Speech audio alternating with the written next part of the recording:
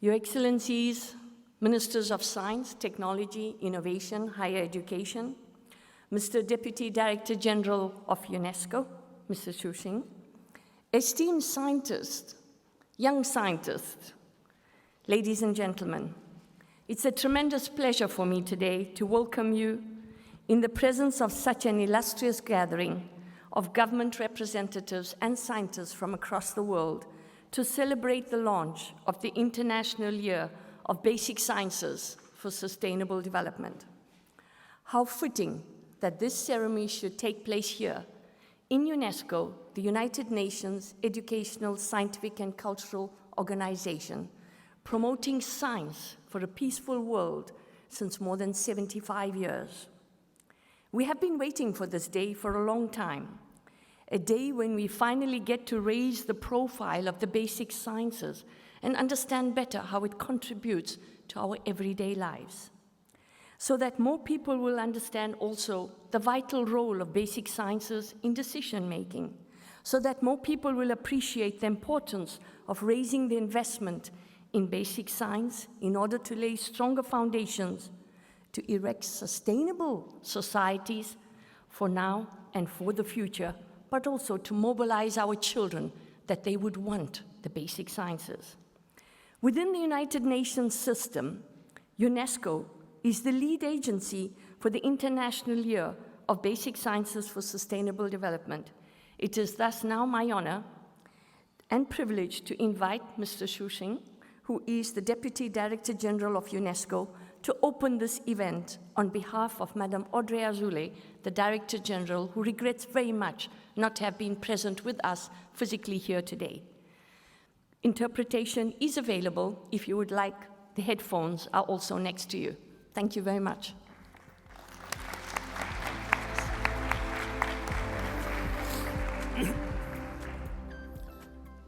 Excellences, Mesdames, Messieurs, si je peux m'exprimer devant vous dans cette grande salle avec ce micro, c'est grâce aux sciences fondamentales.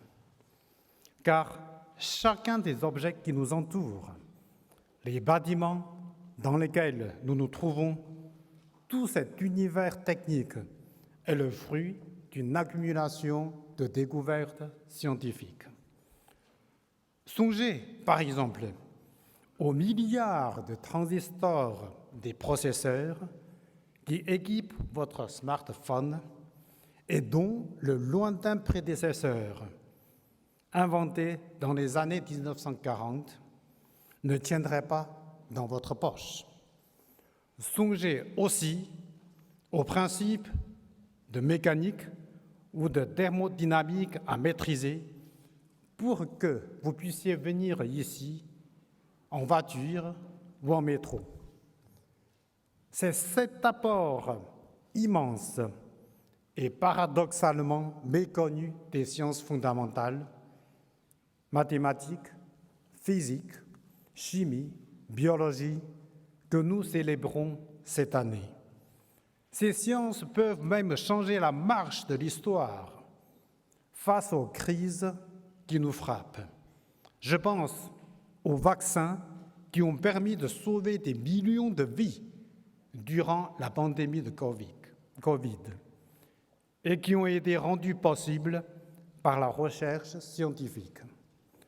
Je songe encore à la biochimiste hongroise Katalin Karikó, une pionnière pour ARTN messager que nous avons récemment honorée lors d'une cérémonie à l'UNESCO dans le cadre du prix L'Oréal l'UNESCO pour les sciences, pour les femmes et la science.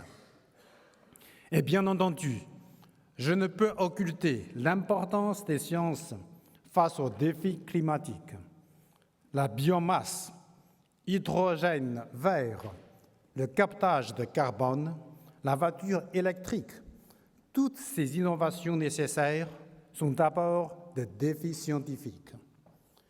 En somme, les sciences peuvent changer notre monde et nos sociétés en les rendant plus durables.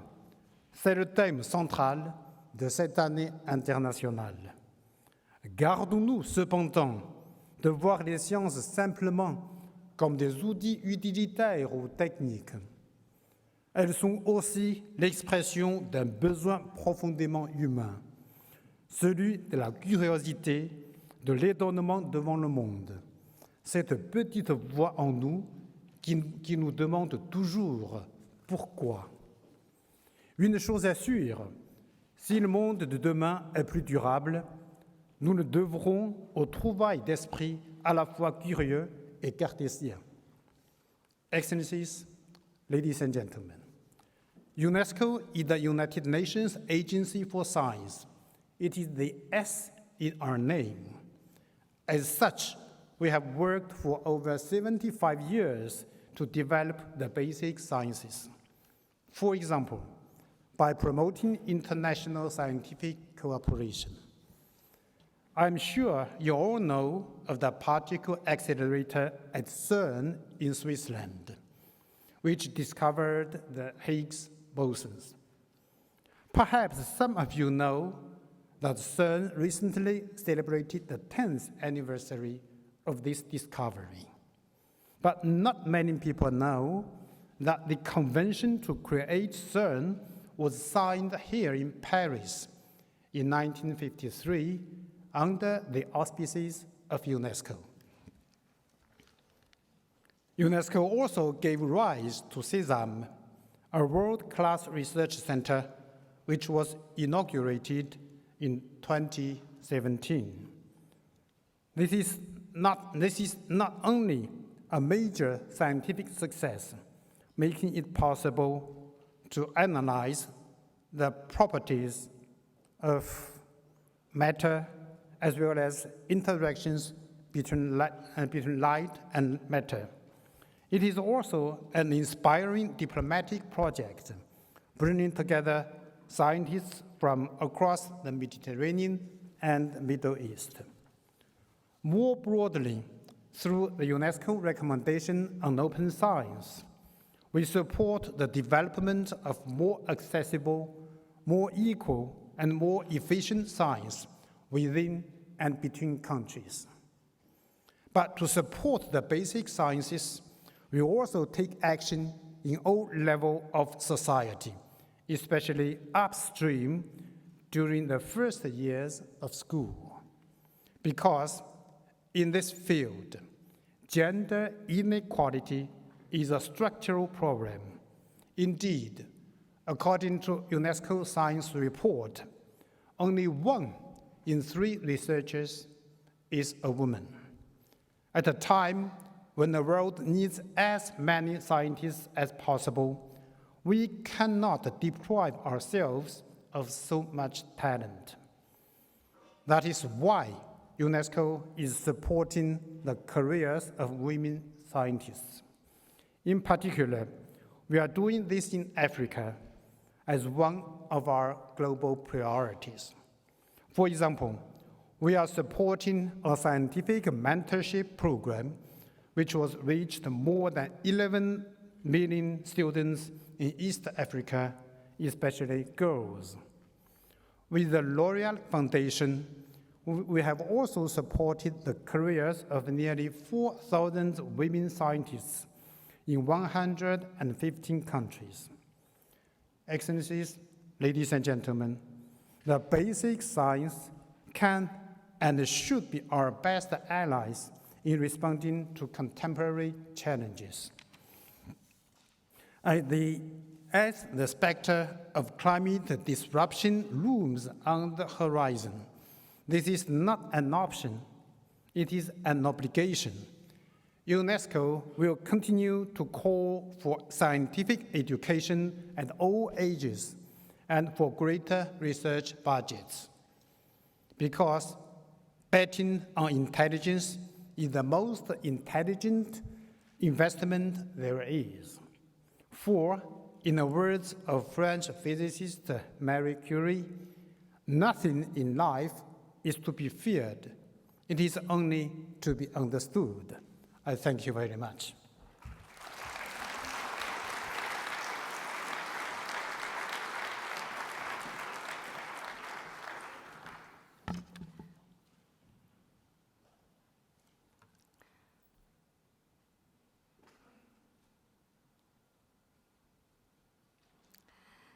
Thank you very much to our Deputy Director General, Mr. Shusing, for those very inspiring opening statements. Thank you. Excellencies, ladies and gentlemen, it was in December last year that the United Nations General Assembly actually proclaimed 2022 as the International Year of Basic Sciences for Sustainable Development. Scientists across the world who are all joining us online today in this hybrid format, scientists present here in the room, the policymakers, have all contributed in their many ways to raising the floor for basic sciences. However, behind this proclamation, there are a number of people who've acted very strongly behind the scenes and mobilized the international community.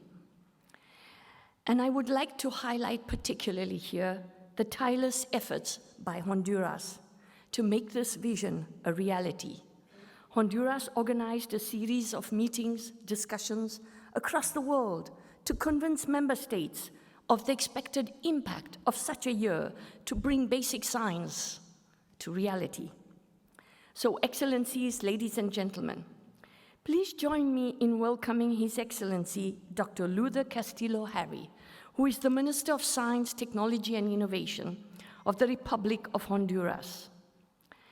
His Excellency, the Minister, will be speaking on behalf of Mrs. Iris Xiomara Castro Sarmiento, who is the President of Honduras. Dr. Luther Castillo-Harry is highly committed to providing services to underserved communities in access to healthcare and accessing the latest developments in science, technology, and innovation for healthier societies. As a young doctor, he led a project to build the first Garifuna hospital in the community where he grew up. He was also the first director of a hospital which is run by the local community.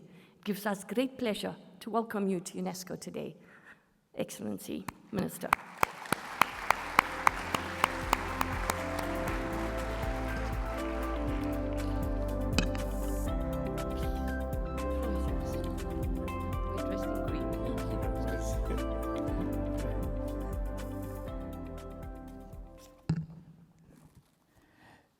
Señores ministros y queridas ministras, Secretario General de las Naciones Unidas, señor Presidente de la Asamblea General de las Naciones Unidas, señor Director General Adjunto de la UNESCO, señor Presidente del Comité y Presidente de la Unión Internacional de Física Pura, Aplicadas, Excelencias, distinguidas señoras y señores. En nombre de nuestra presidenta, la primera mujer presidenta de la República de Honduras, Iris Xiomara Castro de Zelaya, del Gobierno y Pueblo de Honduras, enviamos nuestro más ferviente y caluroso saludo con la convicción profunda que los mejores resultados de esta importante celebración.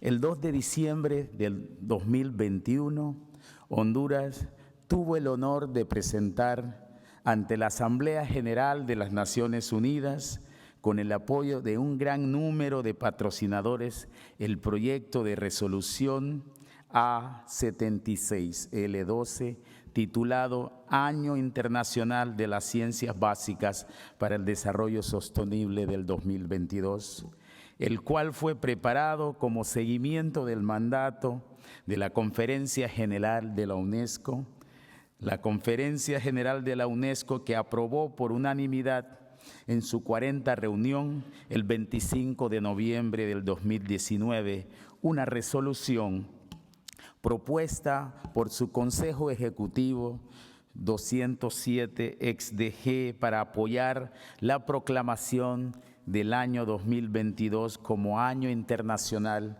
de las Ciencias Básicas para el Desarrollo Sostenible por parte de la Asamblea General de las Naciones Unidas. La pandemia de la COVID-19 demuestra dramáticamente la necesidad de que la sociedad desarrolle el conocimiento científico necesario para hacer frente a estos flagelos similares y para ayudar a los gobiernos y parlamentos a tomar decisiones basadas en ciencias. Los niveles de interés, de participación en las ciencias básicas requieren iniciativas persistentes para elevar los niveles de las ciencias básicas.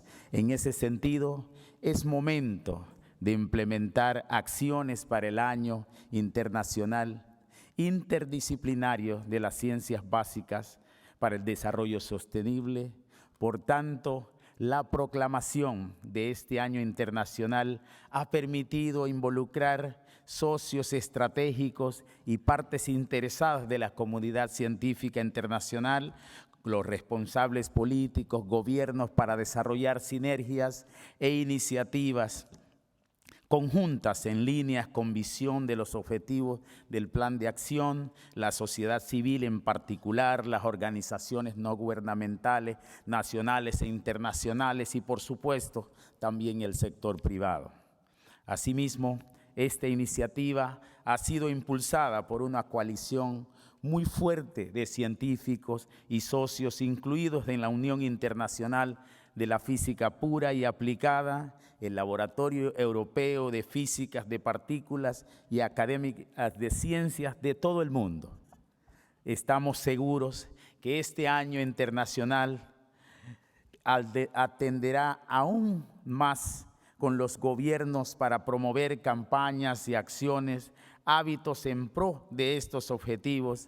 Asimismo, el apoyo de otros agentes como los medios de comunicación, la empresa privada y los ciudadanos, y podrá permitir la aceleración de su conservación y su buen uso.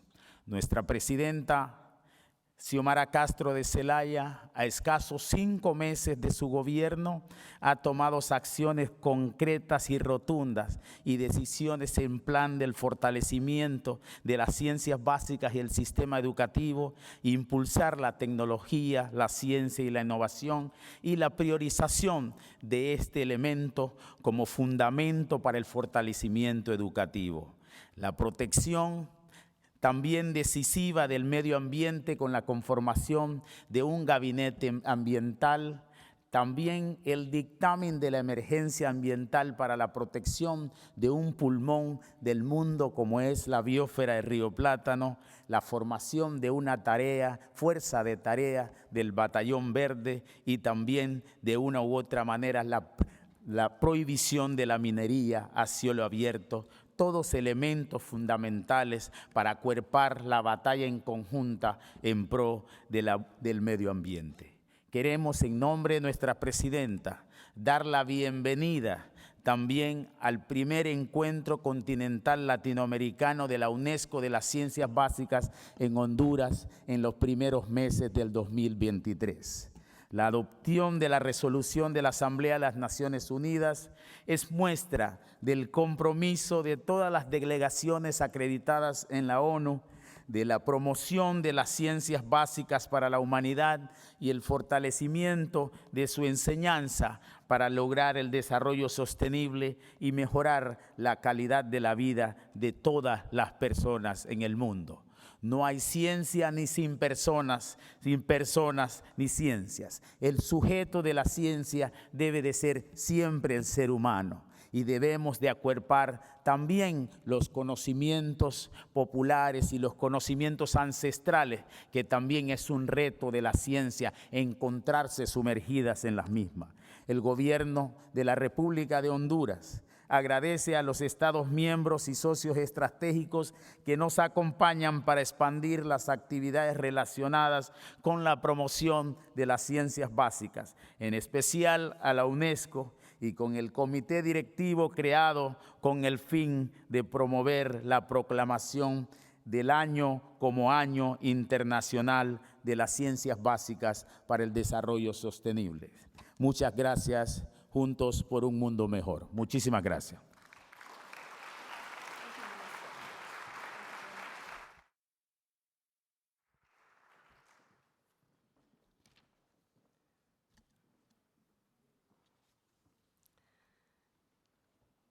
Thank you very much, His Excellency, Minister Dr. Luther Castillo-Harry.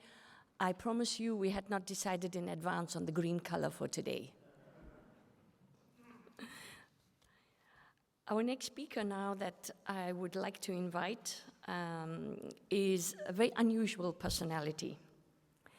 It is gratifying to know that someone with expertise in environmental sustainability is the president-elect of the 77th session of the United Nations General Assembly. I'm referring here to His Excellency, Mr. Saba Korosi, who has honored us with his presence here today from New York. You may not know, but His Excellency, Mr. Saba Korosi, has contributed enormously to the building blocks of the Sustainable Development Goals many years ago. He will be focusing his presidency on finding solutions through solidarity, sustainability, and science, and the freedom of scientific research. We at UNESCO look forward to working with you, Mr. Korosi, and we are delighted you're able to join us here today. Please join us. Thank you.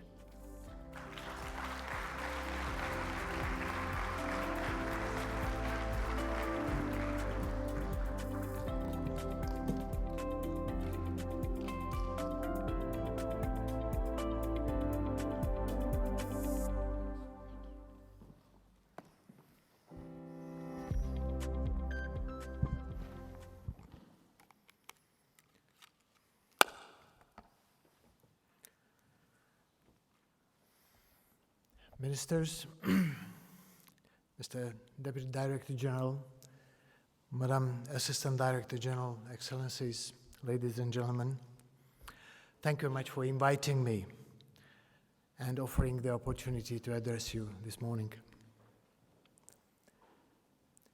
Houston, we have a problem. You might have heard this famous sentence, but as you know, what seemed to be a single problem turned out to be a cascading events on the board of the Apollo 13, one triggering the other, and step by step reducing the life-supporting capability of the spaceship. Ladies and gentlemen, I'm here today to tell you how much we need your contribution and support to the UN General Assembly. We are facing the most dangerous mixture of risk factors threatening development, peace, and security, and however hard is it to admit the existence of our civilization on the planet more than any time in the last 4 decades. During the first year of the pandemic, we received, let's call it a postcard from the future, only indicating what might be awaiting us further down on the road if we don't change course. Now a big pouch is approaching us.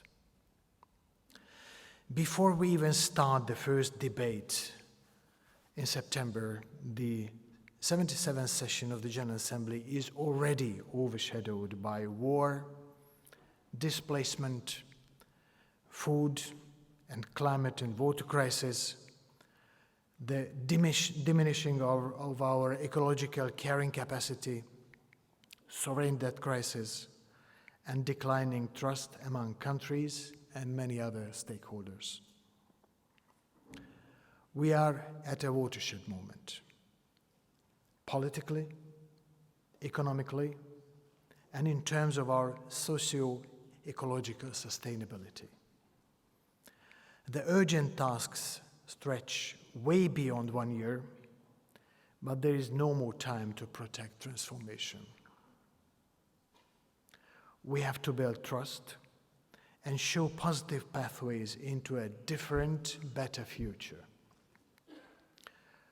This is not always easy, but we know that science and innovation are key to empowering decisions and decision makers around the world, discovering alternative ways to organize ourselves and the way we harmonize our operations within nature.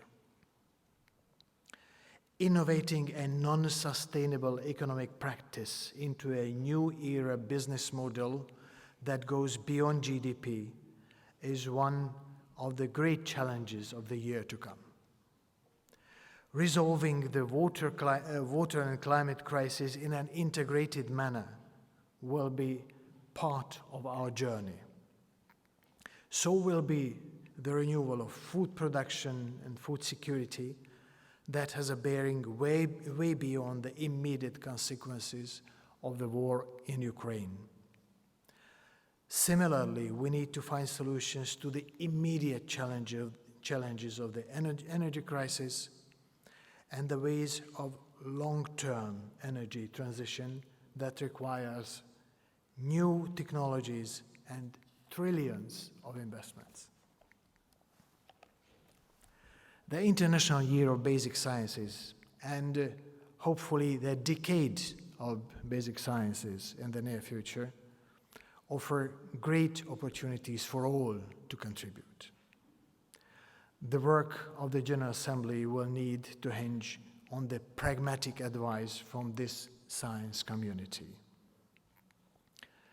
We desperately need open science, involvement of as many stakeholders as possible, and the ability to transform big data into pragmatic solutions. I believe that solutions for our current problems are best developed in two dimensions.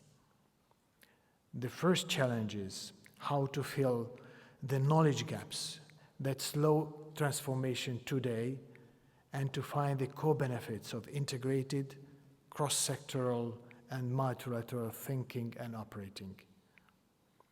This will enable us to offer developing new business cases.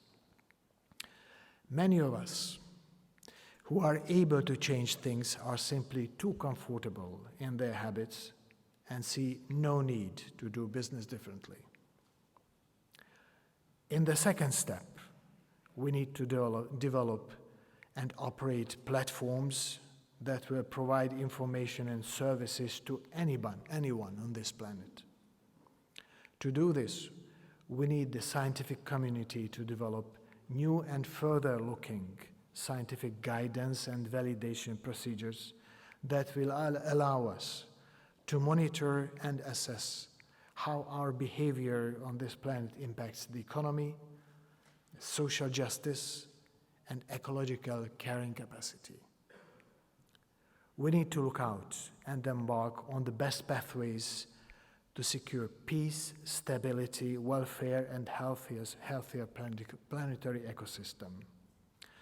The model of the IPCC has been one that has surely contributed a fair bit to motivating the UN member states to come together in the Paris Agreement.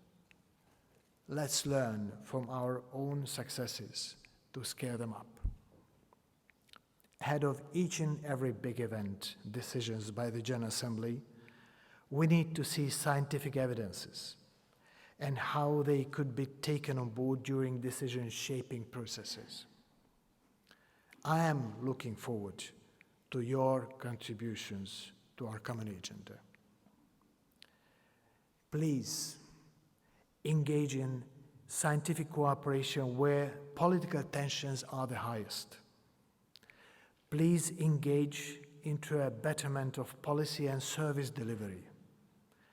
Please ignore taboos and accept and share your errors so that they do not need to be repeated over and over again. Please approach my team with your ideas on how we can strengthen the contribution of basic sciences to the work of the United Nations General Assembly. It has been an honor addressing you. Thank you much for your attention.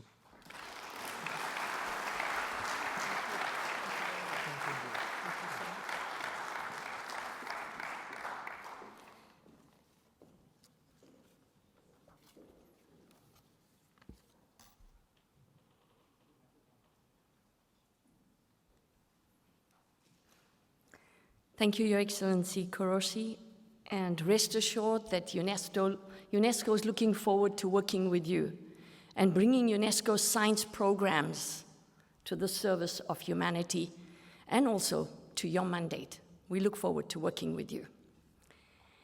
Excellencies, dear ladies and gentlemen, our next speaker is a renowned, well-known scientist, a physicist who was the president of CERN Council at a very momentous time. Professor Michel Spiro is a very celebrated physicist and well-known. During his term at CERN, CERN had celebrated the 10th anniversary of the landmark discovery of the Higgs boson at the Large Hadron Collider. This happened during his presidency. He's currently president of the International Union of Pure and Applied Physics. Beside being a renowned scientist, a physicist, a science communicator, I would also say that the tale of the International Year of Basic Science for Sustainable Development that we are launching here today is really due to all his efforts. He has tried to bring basic science to the fore, to raise awareness, and to start the movement for basic science.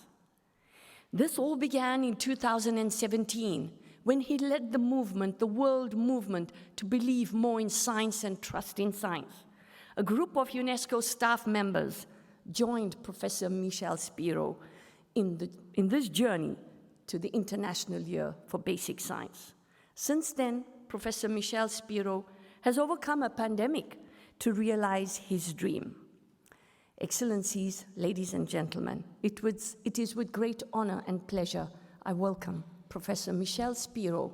Thank you.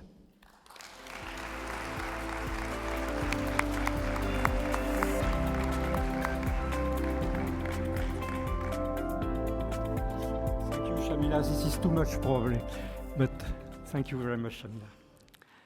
Dear dignitaries, dear colleagues and friends, thank you very much for being there, here, at this opening ceremony of the International Year of Basic Sciences for Sustainable Development.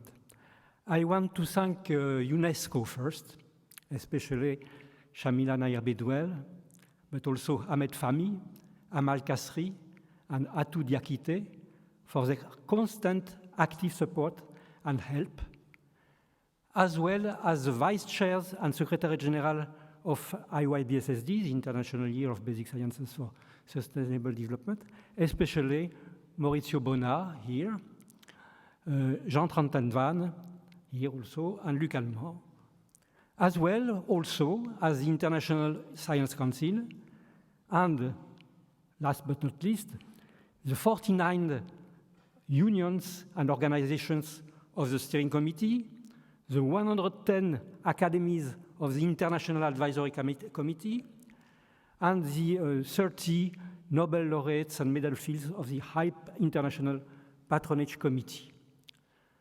I do not forget our sponsors, the Editor Frontiers, the Royal Chemical Society, and the Spanish Chemical Industry Federation. A special thank also to the Republic of Honduras, which took the initiative of bringing the resolution for the proclamation of the year to the 76th United Nations General Assembly. Thanks to all member countries which supported the resolution, and thanks for the consensus around it. The message that I would like to pass will be much better expressed in the forthcoming short video made by CERN, starring my grandniece, Eloise Goldberg. So please, could you show the video?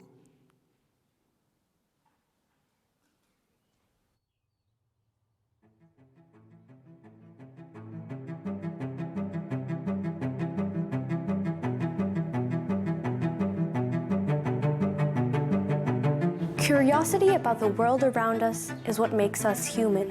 This desire to make sense of the world is the driving force behind fundamental science. Stirred by this curiosity, each new generation of scientists adds to the pool of knowledge built up by previous generations. We are at a crucial time for the future of our planet. Now, more than ever, it is imperative to use this pool of knowledge to help solve the global problems we face and pave the way for a more sustainable development. And we must not stop being curious. Future generations will be inspired by the knowledge we contribute today, equipping them with the powerful tools they need to build a better world. You can read now the statement, which might be the statement of the year. There are 3 slides.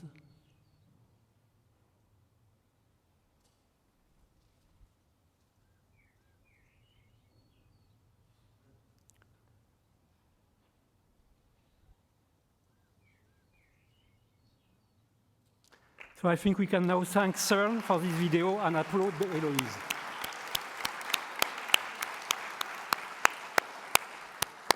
Thank you very much.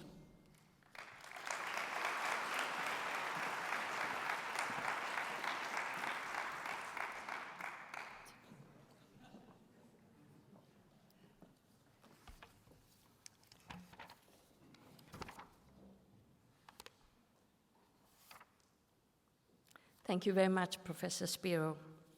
Excellencies, ladies and gentlemen, since the inception of UNESCO some 25 years ago, the S was put in to promote peace, not only through education, culture, and communication, but also through the sciences. And 75 years on, UNESCO continues to be the vanguard of science in the United Nations system and globally. UNESCO was instrumental in the establishment of CERN back in 1953. And more recently, UNESCO has worked with governments to establish another particle accelerator called SESAM, promoting science without borders. This was also inaugurated in 2017.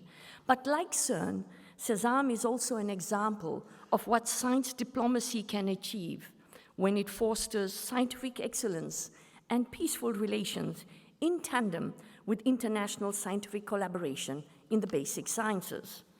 Now, although UNESCO has always had programs in basic sciences since its inception some 75 years ago, a unique program was born in UNESCO in 2005. And UNESCO launched the first ever United Nations International Basic Science Program. This program is entrusted with an extremely important mission, and that is of restoring trust, public trust in science, by explaining candidly to the public what scientific progress is all about and the long and tortuous pathway of basic science, the rewards of investment in science, and how well worth this is for the future of humanity. We have seen a video by a young lady calling upon the scientists, the policymakers, investors, and private sector across the world.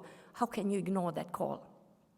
So UNESCO established this international basic science program, and scientists from across the world bring forth their expertise. Currently, there are 13 well-renowned scientists from across the world who are nominated for 6 years. I would like to introduce you to an exceptional women scientist. She is the first Moroccan and the first female French-speaking astronomer to travel to the heart of Antarctica. Dr. Miriam Shadid was elected as the chair of the UNESCO's International Basic Science Program.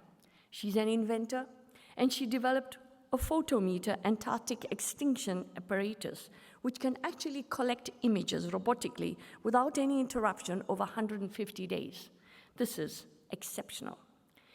This has made it much more easier for scientists, not only to observe the stars, but to study extreme climatic conditions and climate changes in Antarctica, which also affects our lives, even here in Paris. So please join me in welcoming Professor Miriam Shadid to the podium. Miriam.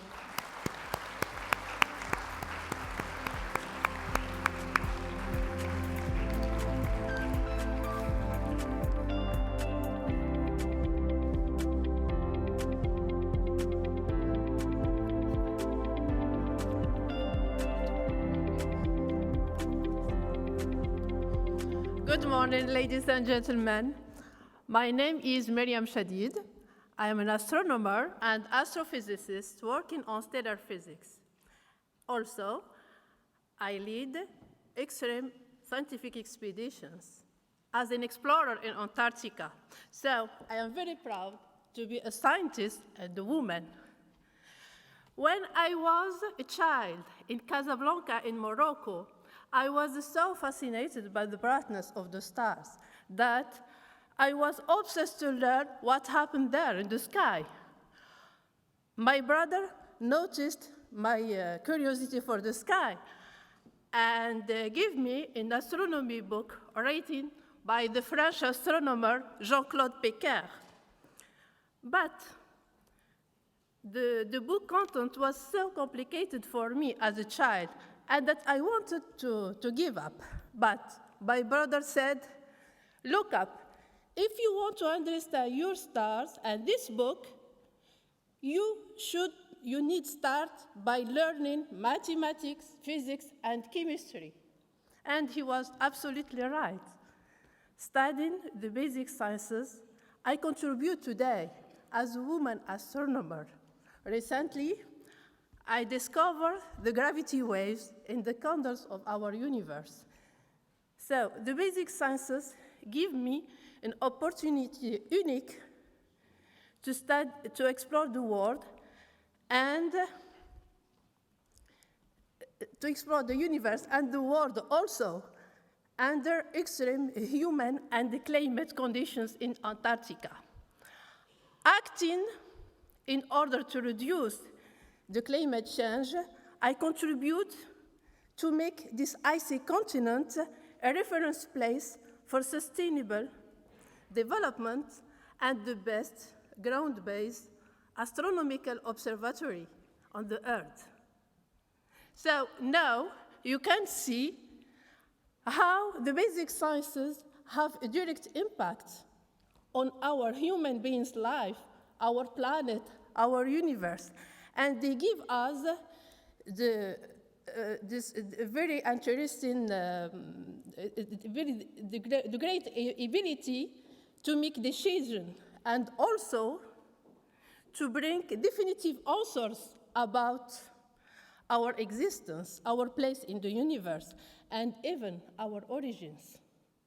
So today, we are launching the Basic Scientific Year 2022, which was initiated and recommended by the International Scientific Board of the United Nations. This unique board for the basic sciences, IBSP, that I am very happy to lead, is focused on the development of the research and education for a better world. I take this opportunity to thank each member of our scientific board for their dedication to strengthen the link between the basic sciences and sustainable development goals. Each member has more awareness now than ever for when really our world is calling for basic scientific knowledge in these unprecedented, urgent global challenges. Also, a huge thank to the UNESCO team for their support. So, a happy year, a happy Basic Scientific Year 2022 for all of you, and let's make our world of the peace more sustainable for all. As Victor Hugo said, loin de se délater, tout esprit se contracte dans les immensités de la science exacte. Thank you very much.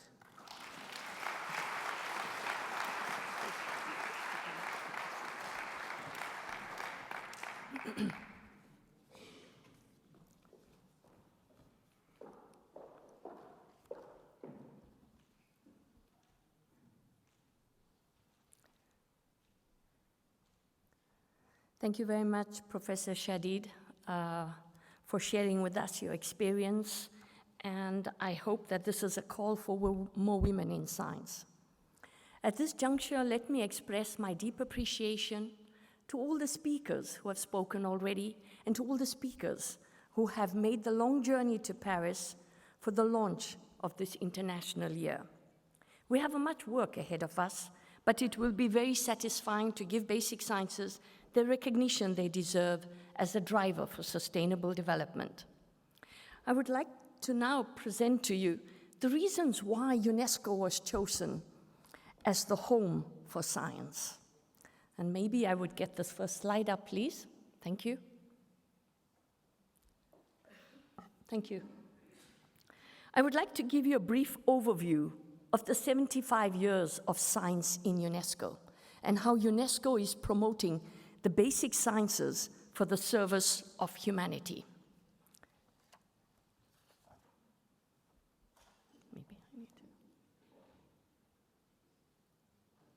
Obviously, I'm not very savvy with this system. So, oh, there it goes. We'll see here an overview of all the Sustainable Development Goals. And all of these Sustainable Development Goals need access to science, technology, and innovation. You cannot educate a child who is hungry or thirsty. We do need international scientific cooperation, but we also need science to respond to all of these development challenges. So what are the science-related challenges in the world today? We know that there is a failure of climate change mitigation, adaptation, extreme weather events. We have natural disasters, man-made environmental disasters, biodiversity loss, and the water crisis. And this is putting extreme pressure on natural resources. There are many conflicts, people are being displaced, and the small island developing states, Africa, women, and developing countries bear the heaviest burden. So what can UNESCO offer? Well, since 1946, the organization has 193 member states, and the main objective is to contribute to peace and security in a world through education, science, culture, and communication. Since 75 years, UNESCO is promoting international scientific collaboration, acts as a catalyst and a motor for intergovernmental international science cooperation, is a neutral broker, and hence we have legitimacy and convening powers, but we also the laboratory of ideas and the intellectual clearinghouse. And we serve as a standard setter. And I will share with you some of the ideas and work that UNESCO has done in this domain. But we also a capacity builder, developing institutional and human capacities across the world.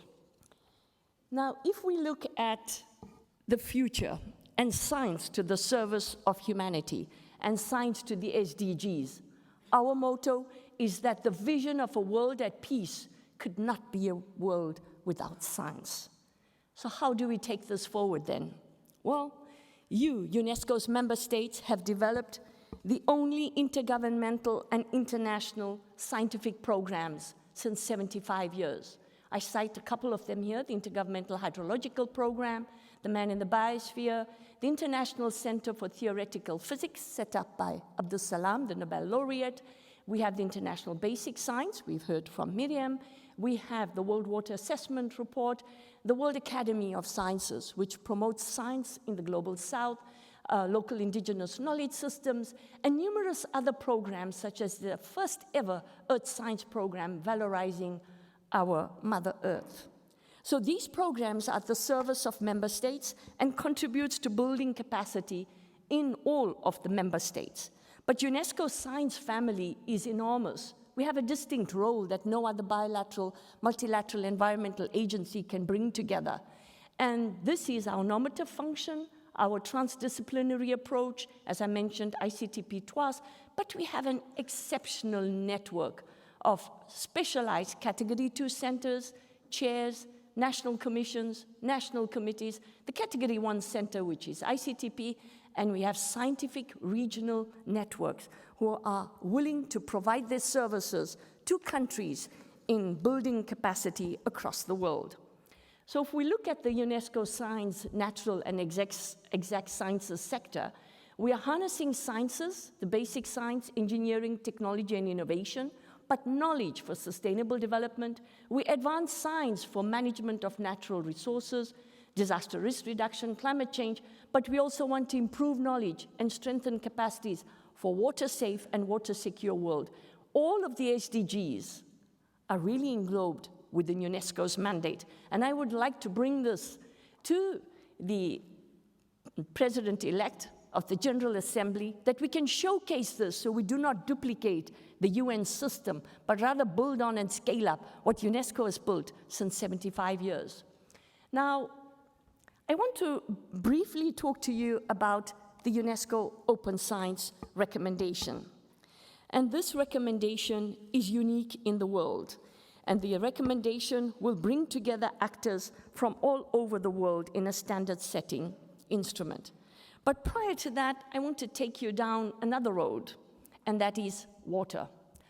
Water is at the center of the SDGs and other related agendas. As I mentioned earlier, we cannot educate a child that is thirsty or hungry. So we see that water connects to all the SDGs, because here you see all the indicators are connected. And as the President-elect of the General Assembly is looking at how to measure the SDGs, I think we'll have to look at it from a holistic and systems point of view. Now, if we look at water right now in the world, where have we failed? Why has the basic sciences not contributed to a water-secure world? We have SDG 6, which is access to safe water and sanitation, largely off track. 2.2 billion people across the world still lack access to safely managed drinking water. But water is the connector, and every drop counts. So what can UNESCO do? Well, since already the 1960s, we had an international hydrological program that has evolved. Today, it's an intergovernmental hydrological program, Water, a Science for Water-Secure World. And this program will be able to contribute to providing science and understanding the hydrological changes. And we would like to continue to work with you for promoting the basic sciences and access to water. Maybe we don't realize that basic science is critical for providing water services. Now, just very briefly, I'll run you through our program, Science for Water Secure World, has 5 priority areas: basic scientific research, water education in the 4th Industrial Revolution, and building the knowledge gap. What kind of basic science and innovation do we need for water secure world? How to integrate water resources management, and what kind of governance structures do we need for adaptation and resilience? This is the program of UNESCO for the next 8 years, and we look forward to working with you on this. Now, one other topic that was raised by the President-elect of the General Assembly is our environmental challenges that we face today. We know that the biosphere upon which humanity depends has been deeply reconfigured by human activities. 75% of land is altered, 69% of the ocean is facing stress. We've seen this in the Lisbon conference recently. And 90% of Earth is already significantly altered. 80% of wetland is lost. So what can we do? What can UNESCO do? And what has UNESCO done since its inception? Well, we all recognize that nature is under stress. It's a time for transformation. It's a time also that we have to see our relationships with nature. We have to put science to the working. We have to put science in the making so that we contribute to a better environment for now and for future generations. What can UNESCO offer? UNESCO has a multitude of unique ecological and earth science programs and networks built up since the late 40s. I'd like to inform all of you, the first soil map of the world was created by UNESCO in the early 1950s. And today, UNESCO counts 1,154 World Heritage sites, natural mixed sites. We cover 6% of total Earth. We have 7, it's more than that now, we've just had some new biosphere reserves where people live in harmony with nature, able to scientifically monitor nature and nature's services, but also to restore nature and restore the harmony of our ecosystems. These sites are really addressing climate change, biodiversity crisis, and we are promoting scientific monitoring of the environment. Now, another unique program we're celebrating 50 years this year is a program of geosciences and valuing our geological heritage. This is critical through the International Geoscience Program and the Geoparks Program. We advance new initiatives related to geodiversity for sustainable management of our natural resources. And I believe that these programs are critical and contribute to the future mandates that we are looking at for basic sciences. Now, Miriam Shadid briefly talked to us about the program of the International Basic Science Program, which was established in 2005 by UNESCO. And I want to sincerely thank her for raising the value for this International Basic Science Program.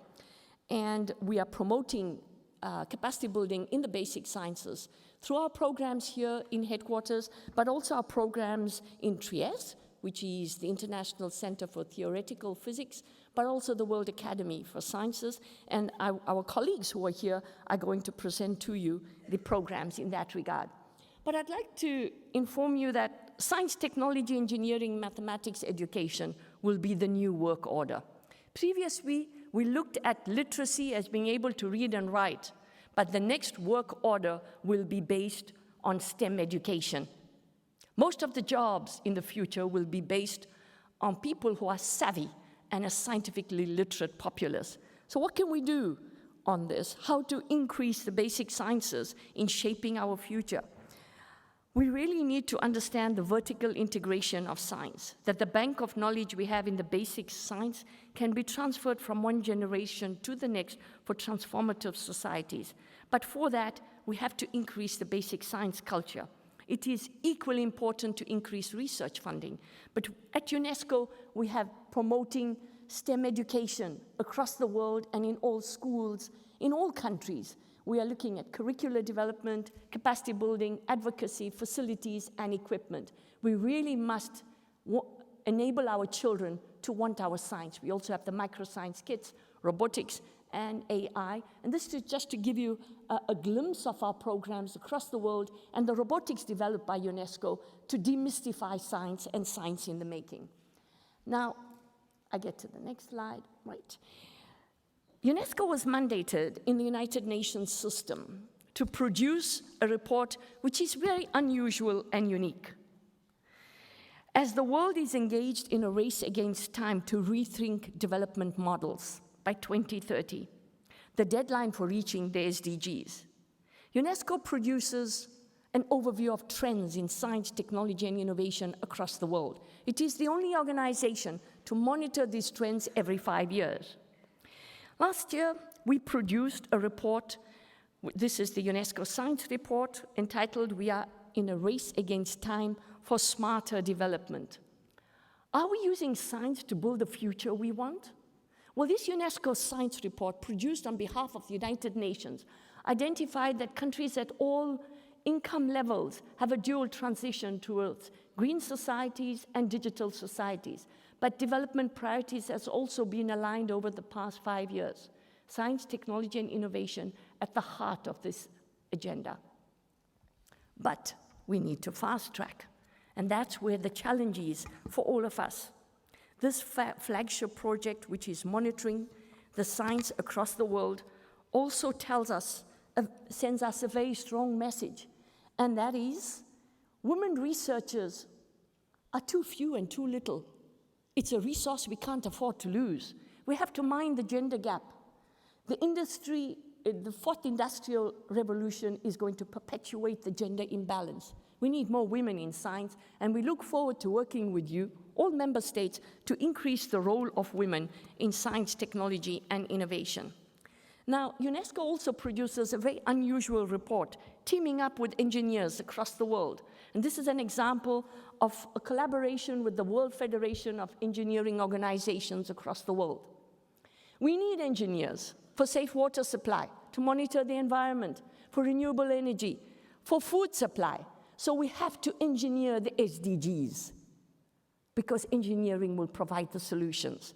And there are a number of recommendations in here, and we look forward to working with you on that.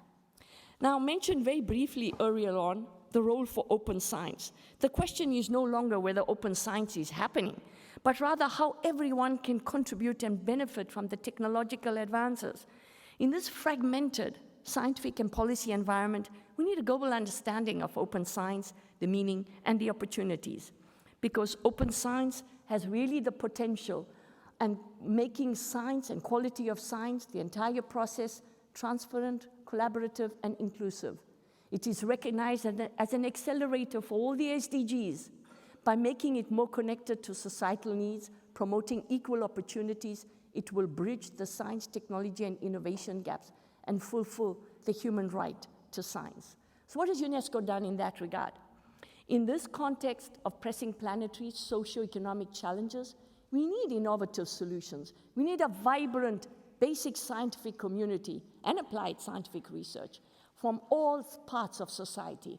And that is why science to the service of the SDGs and humanity is at the heart of UNESCO's program. And that is why UNESCO brokered over several years an agreement on a UNESCO recommendation on open science. This is the first international normative instrument on open science to ensure that no one is left behind. I invite you all to join the movement on open science.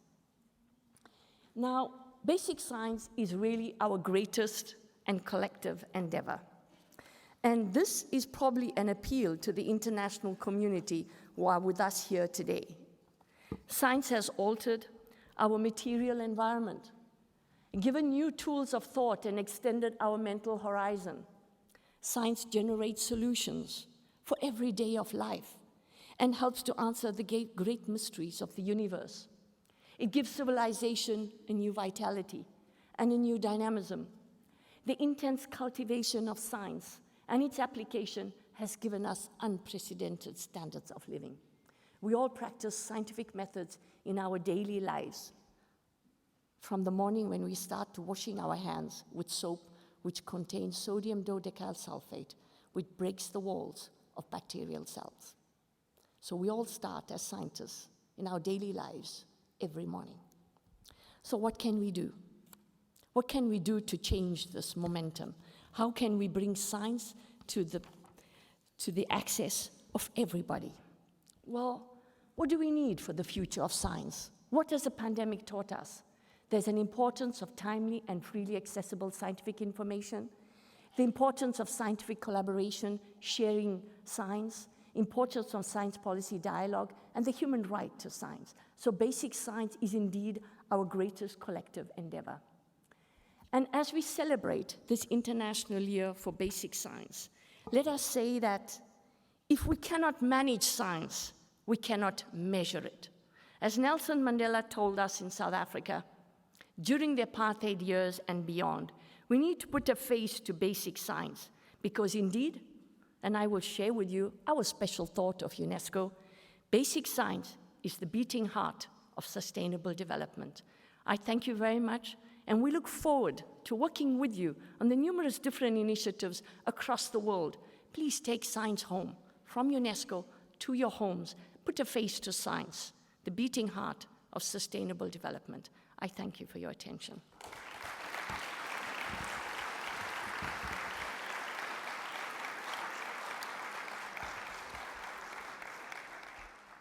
We would like to share with you now another video, and we hope that these videos can also be showcased across the world. It's a very short video. My colleagues are going to share this with you.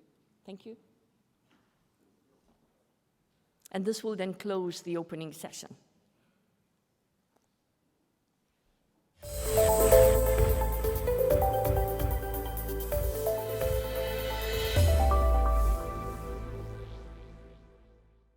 On rêve qu'on puisse aller sur une autre planète. Non, ce n'est pas possible.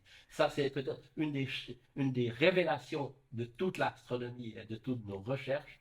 Les distances sont beaucoup trop considérables. Michel Mayor a reçu le prix Nobel de physique en 2019 pour la découverte en octobre 1995 de la première exoplanète, c'est-à-dire d'une planète tournant autour d'une autre étoile que le Soleil.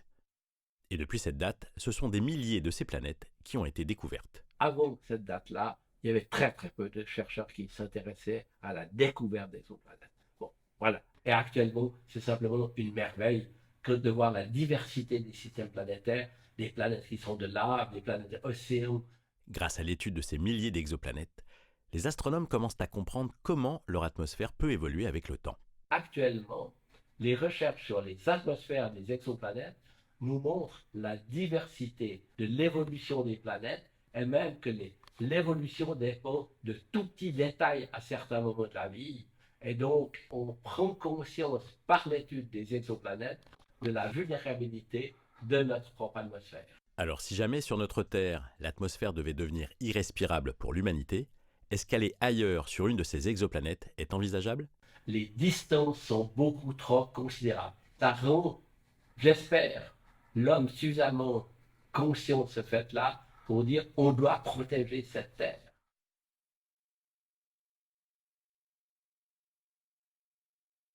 The Arctic, certainly for Canadians, is going to be a big concern. It's one of the fastest changing environments with climate.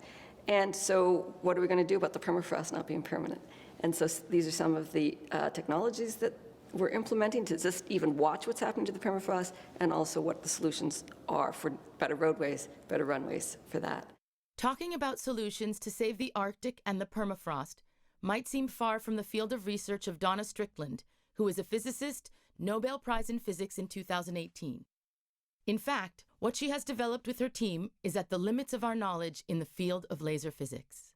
I was the one who developed this chirped pulse amplification with Shortmere. And the idea is that sometimes there's so many applications that require energy, but some require energy per unit time. And so I like to say that I built a laser hammer, right? Sometimes you push with all your might, nail does not go into a piece of wood, but you hammer it and it goes in. And so that's what we did. We took all the energy and we squeezed it into this short amount of time. And what that allowed then was the fact that the electrons that normally are sitting on the atoms, when that light came in, the electrons are slapped right off. And it changed how light and matter interacted when we got the intensity to that level. What she and her team have developed around ultra-fast lasers could one day serve sustainable development. Well, science will have to be at the heart of all of the solutions. The solutions are going to have to come from us understanding what works, what doesn't work, and that's basic science. We have to have the applied science to get the new technologies to start building a more sustainable energy source, more sustainable agriculture, more sustainable clean water, more sustainable energy. We need science and technology to help solve these problems.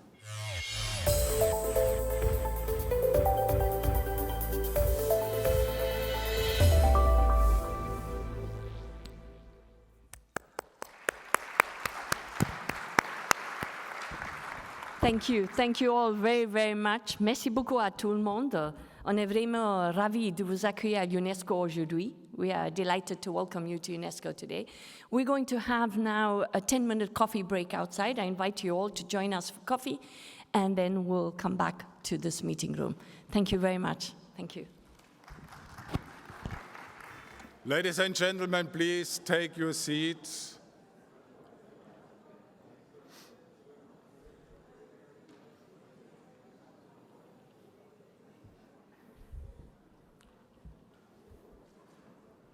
Okay, and if there's still somebody outside, you are welcome inside. There are still a few places left.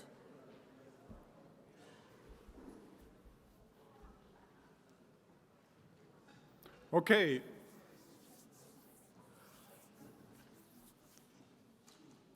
I think we are nearly ready. Okay. Good morning, everybody. My name is Rolf Heuer. I was a particle physicist. Then I became Director General of CERN, which was already mentioned a few times, CERN. And now I am the President of the Council of Sesame, that was also mentioned a few times. And it takes me a tremendous pleasure to moderate the first roundtable discussion on the role of basic science in decision-making.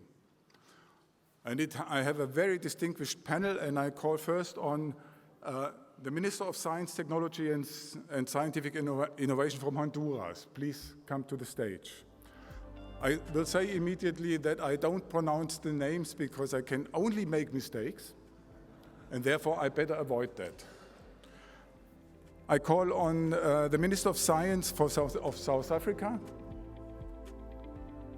Take your seat wherever you want except for the first one. the Minister of Science and Technology of Vietnam,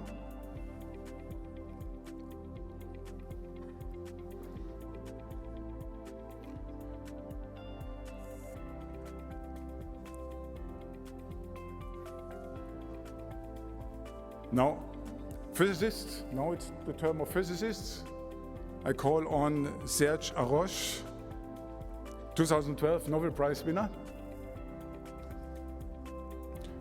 and on Giorgio Parisi, 2021 Nobel Prize winner. Please come on the stage.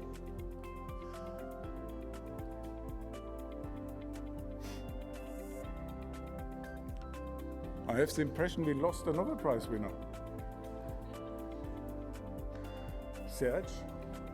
Serge, then you have to speak twice. Okay, and just to announce that by video we will have the Minister of Science and Technology from China, the Minister of Science, Technology and Environment from Cuba, and the Chief Executive Officer of the National Research Foundation in Singapore. So, I don't see Giorgio Parisi. Okay, so we start without him.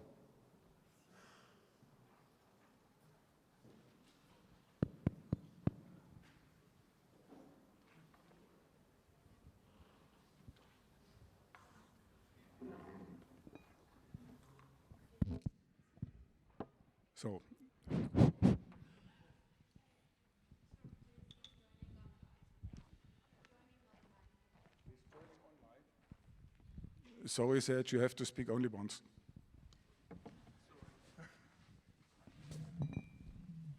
So again, good morning everybody.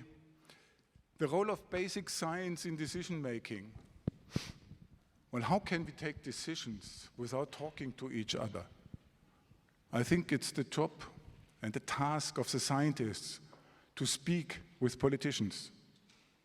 And it's a job of politicians. Thank you.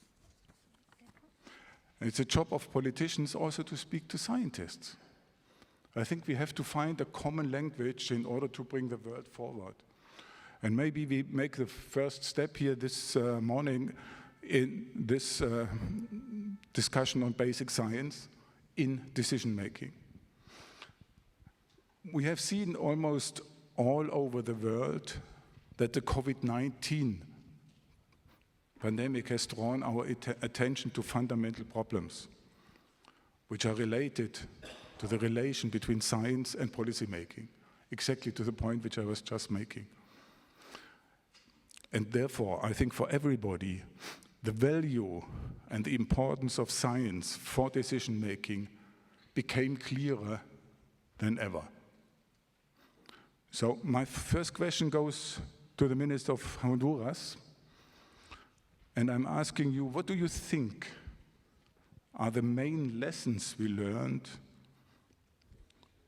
concerning the mechanism of interaction between policymakers and the world of science when you are planning and implementing certain actions? Please.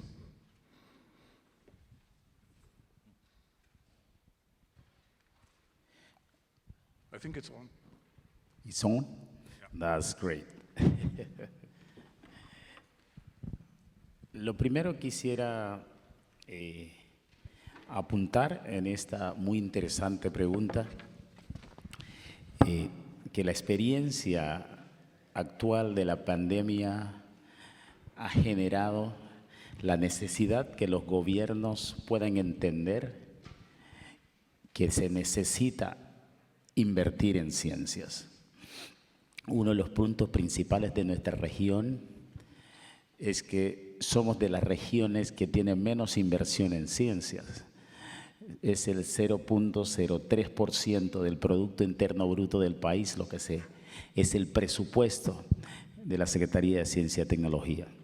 Entonces, la realidad para nosotros hoy ha visto que los tomadores de decisiones obligatoriamente, a través de esta dinámica de la pandemia, se han visto en la necesidad de entender cuál es el significado de realizar la inversión en ciencia, el incremento del presupuesto para la Secretaría en ese contexto que para nosotros es sumamente importante. I would like to point like a two important elements how the pandemic guides some decision makers and to understand that it's really important the investment in science and how to increase the budget of a secretary like Science, Innovation, and Technology, which in our region and in our country is one of the Secretary of the State who is left behind. It's almost 0.03%. The budget of those ministries in our region in Central America. And we think that this exercise, the dynamic of pandemic, make the decision makers understand that we need to increase the investment in terms of the science, innovation, and technology.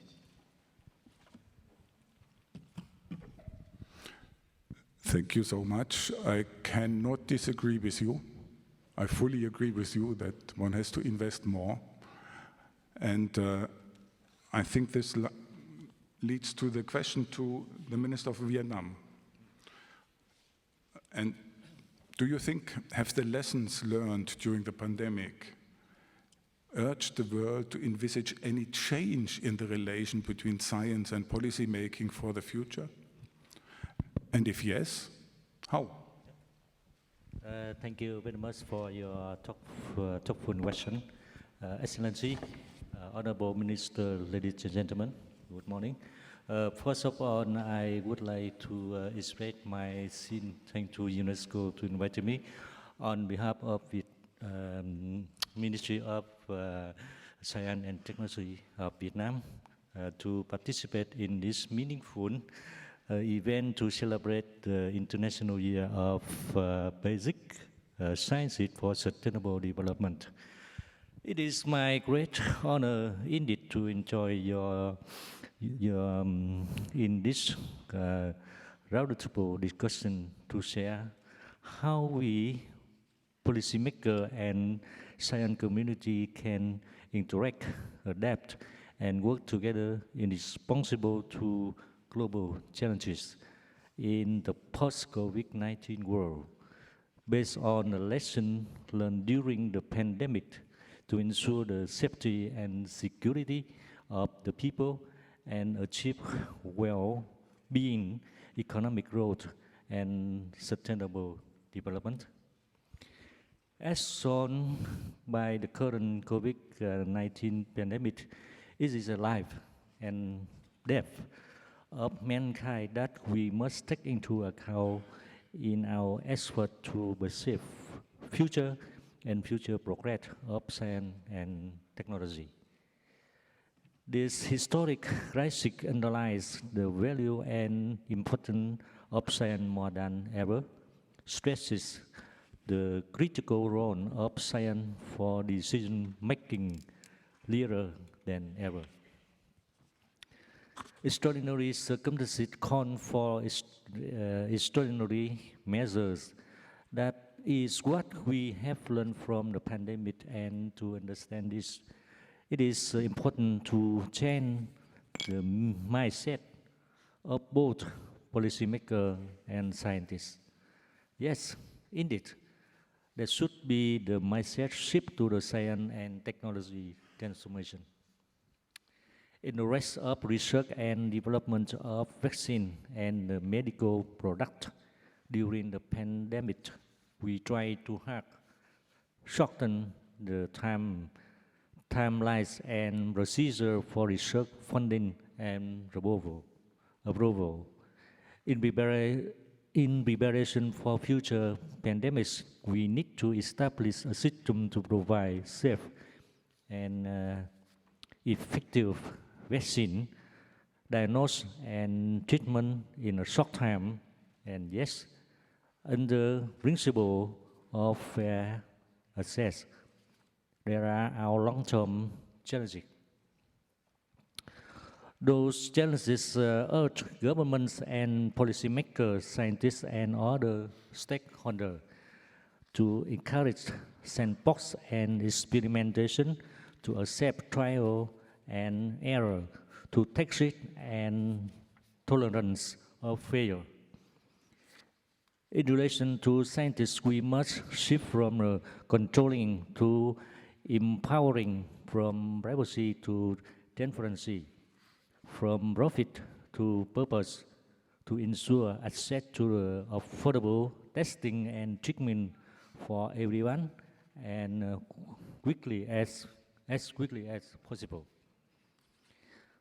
Open science is more important than ever. During the pandemic, with the UNESCO recommendation on open science adopted by the General Conference of UNESCO last November, research results are being opened to the public and among the scientific community, with the aim of sharing knowledge around the world. However, there should be perhaps specific platforms that provide access to patents, scientific data, publication, and facility for researchers in less developed countries. In the post-COVID-19 world, the lessons still remain in the balancing between three P's: productivity, people, and planet, to ensure that at the same time the quality of the economic growth, safety and security for the people, and sustainable development for our future planet.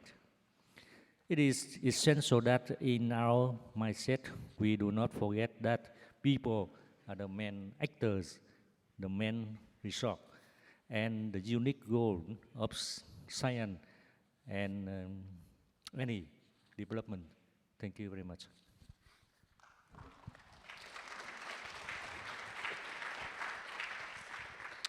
Thank you very much. People, definitely, I mean, we heard before STEM education. Without people educated in science, technology, engineering, mathematics, it will be impossible to do it.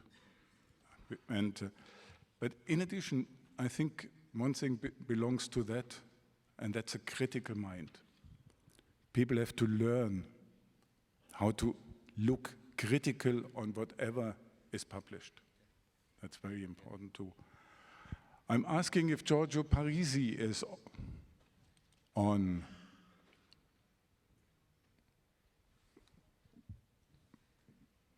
Okay, doesn't. No, I am here. You're there. You want to comment on the two interventions which you just have heard? Well, I think that science is extremely important in order to control COVID. And we have done a very strong improvement in the past revision. However, what we clearly need to have a strong push, I believe, from government in order to increase our ability to go toward vaccine and so on, vaccination and so on, because it's clear that we need more science. It's clearly that what we need now is something like some type of vaccination that is good against all possible coronavirus, and that can be done only with a very strong effort in science. And it's clearly that the health of our world, the health, the protection against the pandemic is something that we cannot leave only to the interest of industries, but the state must have to push research in going in this direction. This has worked perfectly in the year 2020, where there has been a strong push for production of the vaccine against COVID. But this push, this effort of the state, I think that is fading, and we need more efforts in this direction. Thank you, Giorgio. Serge, you want to add something? Yes.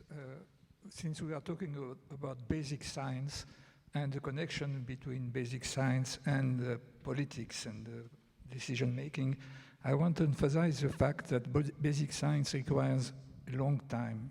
Time constant for research is long, and if you take the example of the pandemics, the answer, the vaccine, was found very quickly because a lot of basic science had been done before.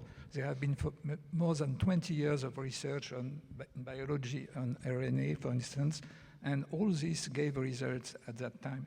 So I think it's to focus on short-term effects is a mistake. In fact, I think politicians should understand that you have to nurture basic science over a long term, and some of this basic science will be useful in the future to develop, to answer to critical questions on a very short time. But if the effort is not made well before the crisis happens, it will be useless. So I think politicians should understand that basic science has to be supported over multi-year projects, not year by year, but over a long time, and that's very important. I want also to add what has been said by the Minister of Honduras, that the amount of money which is given to science in this country is a very small compared to the PNB. I think this is a big problem, not only in your countries, but also in developed countries. Not enough science is put into research, into basic science. It should be increased. And the answer I have for developing countries is that they should put a lot of efforts before science on education, and one should develop programs in which, through which bright minds, bright students from these countries get stipends to go and learn in more developed countries, with the hope that they will come back later and help the development of these countries. So we are talking about open science. I think an important part of open science is to develop this kind of programs, helping these young people to acquire training and knowledge and then come back in their countries to develop it. And I think UNESCO should play a very important role in this kind of programs. I think we could call it open education. To be open to everybody, developed, emerging, and less developed. Yeah. We have to pull all at the same string, in the same direction, by the way. Yeah, okay, fully agree. And you gave me a very good keyword for my next point. Not always can or should be a research done by single countries. I think it's very important sometimes to join forces. And by joining forces, you also join the funding efforts, and it is less expensive, less resource intensive than if you do it alone. And you, please, Serge. Yeah, I want to say, it's what you say is obvious if you are considering big science, for example, science accelerator or big telescopes or big projects involving big factories, then you need, of course, big science. But what I want to say is that even for small size science, it's very important. And you should realize that a lot of the inventions which have changed our lives have come from small size science. The transistors, the laser, atomic clocks, and the GPS, or nuclear magnetic resonance have been discovered in small laboratories. And the collaboration between small laboratories across the world is very important. Europe is giving a very good example of that. For example, the European Research Council, which is given grants all over Europe. All the scientists in Europe are on an equal footing to apply for these grants, and then they collaborate with each other. And it has been a very strong tool for Europe to develop excellence in science. And I think other parts of the world should take this as an example and try to collaborate between themselves, even if there are some geopolitical walls which are against that. I think science is a universal activity, is a global activity, and we should take this as a positive step to try to overcome the big problems that we are facing today. Exactly. So I think a very good example also is CERN, although it's a large facility, but it is sustainably supported by its members since more than 60 years. And it also, and that's now my point, shines out into the general public. It was already mentioned this morning that on Monday we celebrated the 10th anniversary of the Higgs discovery. I don't know of anything where we celebrate 10 years after the discovery, such a discovery. That means the general public is still very interested, even 10 years after that. They were tremendously interested at the time it was discovered. And that could help in the education. It could get people, attract young people's attention and come to science. It doesn't matter what they do afterwards, to my mind at least. The main thing is they know about science and how science works. And this is, therefore, education, I think, is tremendously important, and the collaboration is important. So, on the collaboration, I want to turn now to South Africa. And the question to you is, if you use a CERN model, would you be in favor of extending this model to more research domains, health, for example? Thank you very much, moderator. Greeting to the other panelists here and our audience. Let me just start by saying, if I can answer that question right from the word go, my answer is an emphatic yes. That we do need collaboration, joined up basic research projects. But such efforts, of course, we would argue strongly, must be based on principles of international scientific cooperation, which are truly inclusive, equitable, and able to draw on all the cultures and sources of knowledge, including indigenous knowledge systems, involving both the global north and the global south. I think that it's very important that basic sciences, as we say, are understood to be indeed indispensable. If we are to begin, for instance, to answer the three haunting questions by that famous French post-impressionist Paul Gauguin in his intriguing oil painting of 1897, where do we come from? What are we? Where are we going to? In other words, without new knowledge, we are incapable of understanding our past, present, and possible futures.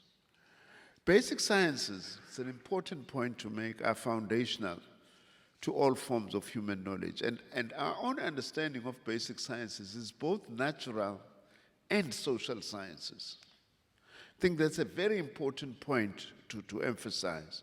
That's why then one is making the assumption, that this platform, we need to highlight the important ways in which we must support basic sciences in the context of a virtuous circle or dialectic, if you like, with strong and multiple feedback loops spanning all types of knowledge.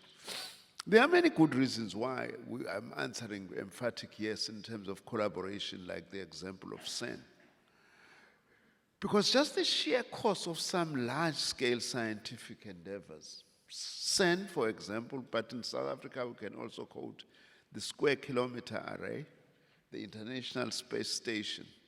So that requires, because of the size of these projects, close collaboration. Also, in other instances, just the sheer scale of effort to answer major scientific questions require large-scale and often long-term cross-border collaboration. For example, the International Panel on Climate Change. Also, the need for this cooperation is also underlined by the existential threats that should be powerful motivators, to the pursuit of large-scale collaboration, as we have seen with COVID-19 pandemic. And as science is telling us, we are entering an age of new pandemics, that are likely to emerge. Just quick lessons on our side from COVID-19 that underlines the crucial importance of basic sciences.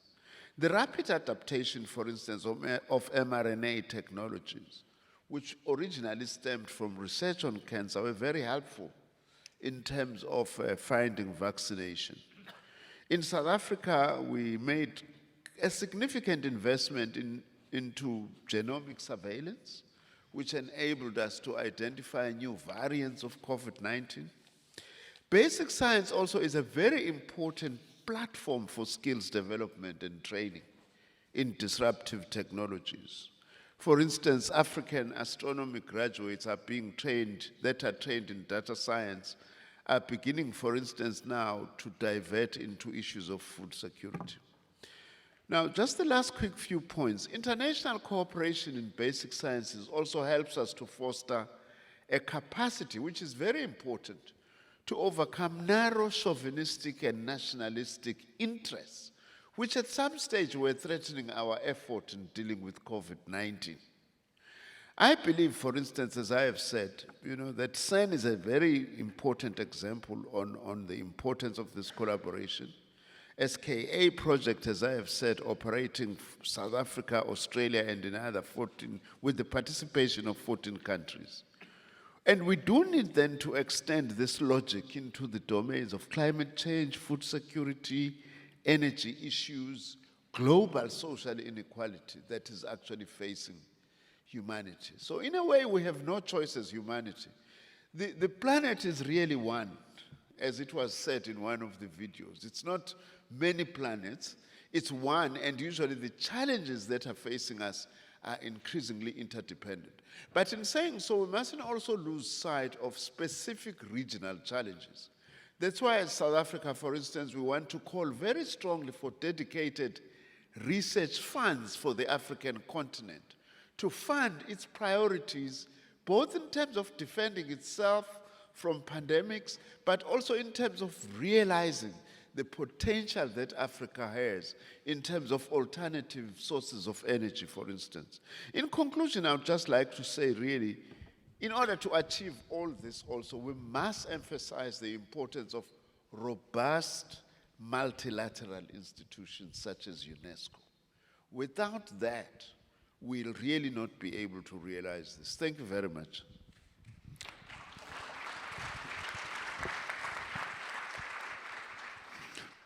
Thank you so much. Robust institutions like UNESCO, but also robust institutions internationally concerning the science itself. I think the scientists also have really their job to do there. Now, if you want to work together internationally, you need to communicate. Because without communication, you cannot collaborate. So the question is here,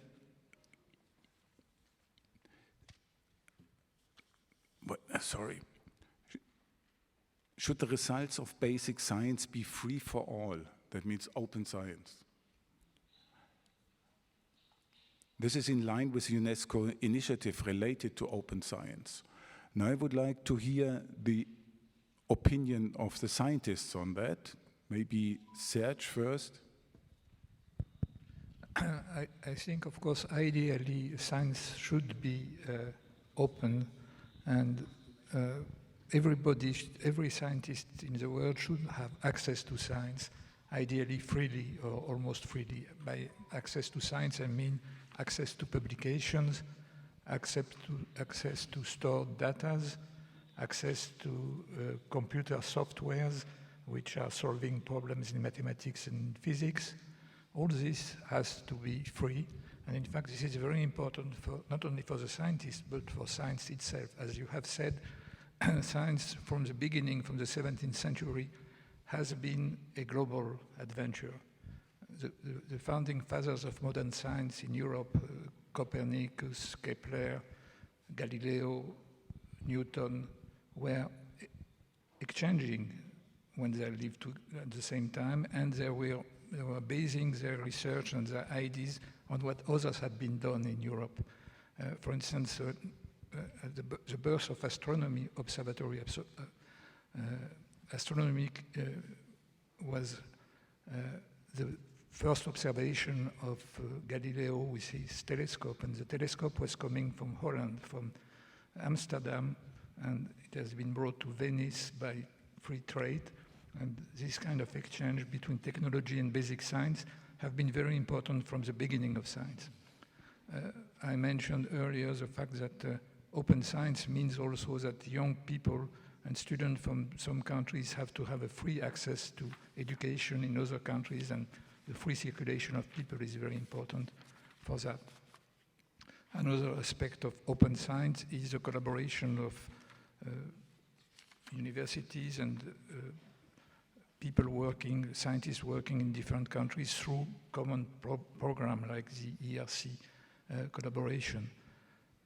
Another very important of open science is it has to be open not only from scientist to scientist, but also from scientists to laymen and from the general public, because it's very important that citizens who are not educated and trained in science learn about the values of science, learn about the importance of rational thinking, the importance of free speech and free thinking, and the importance of the rejection of fake news and of the theories of alternative facts, which is so damaging for our understanding in science. We saw that during the pandemic. A lot of false ideas were circulating on the internet, and a lot of damage was done to the fight against COVID because of that. And I think the general audience has to be more educated about the values of science. And this is also part of open science.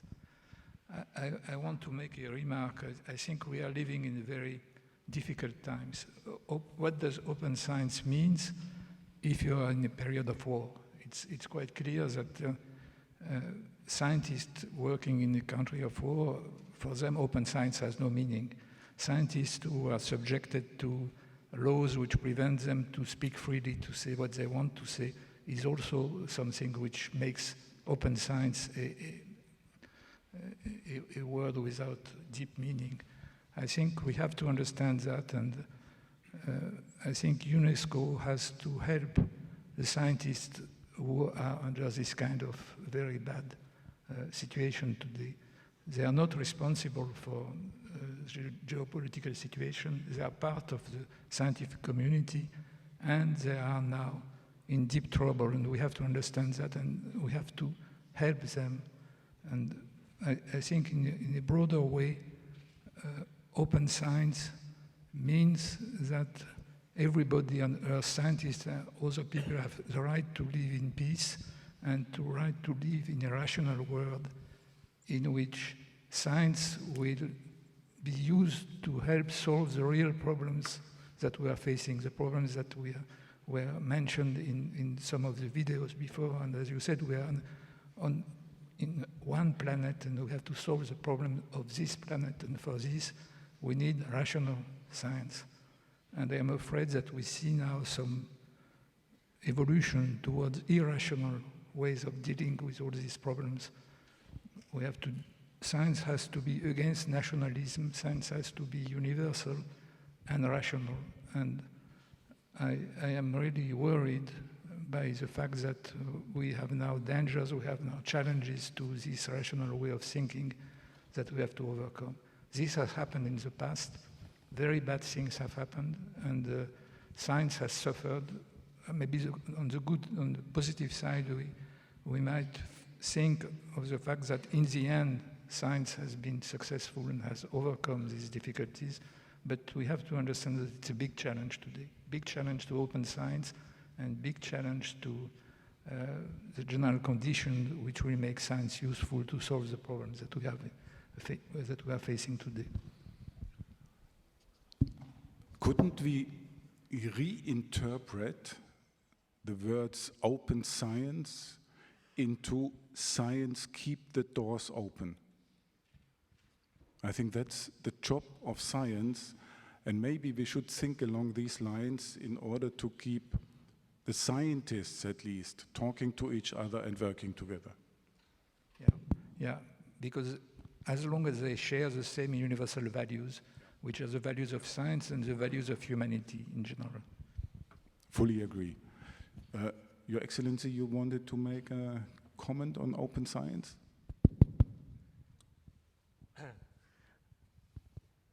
I have shared with you about open science.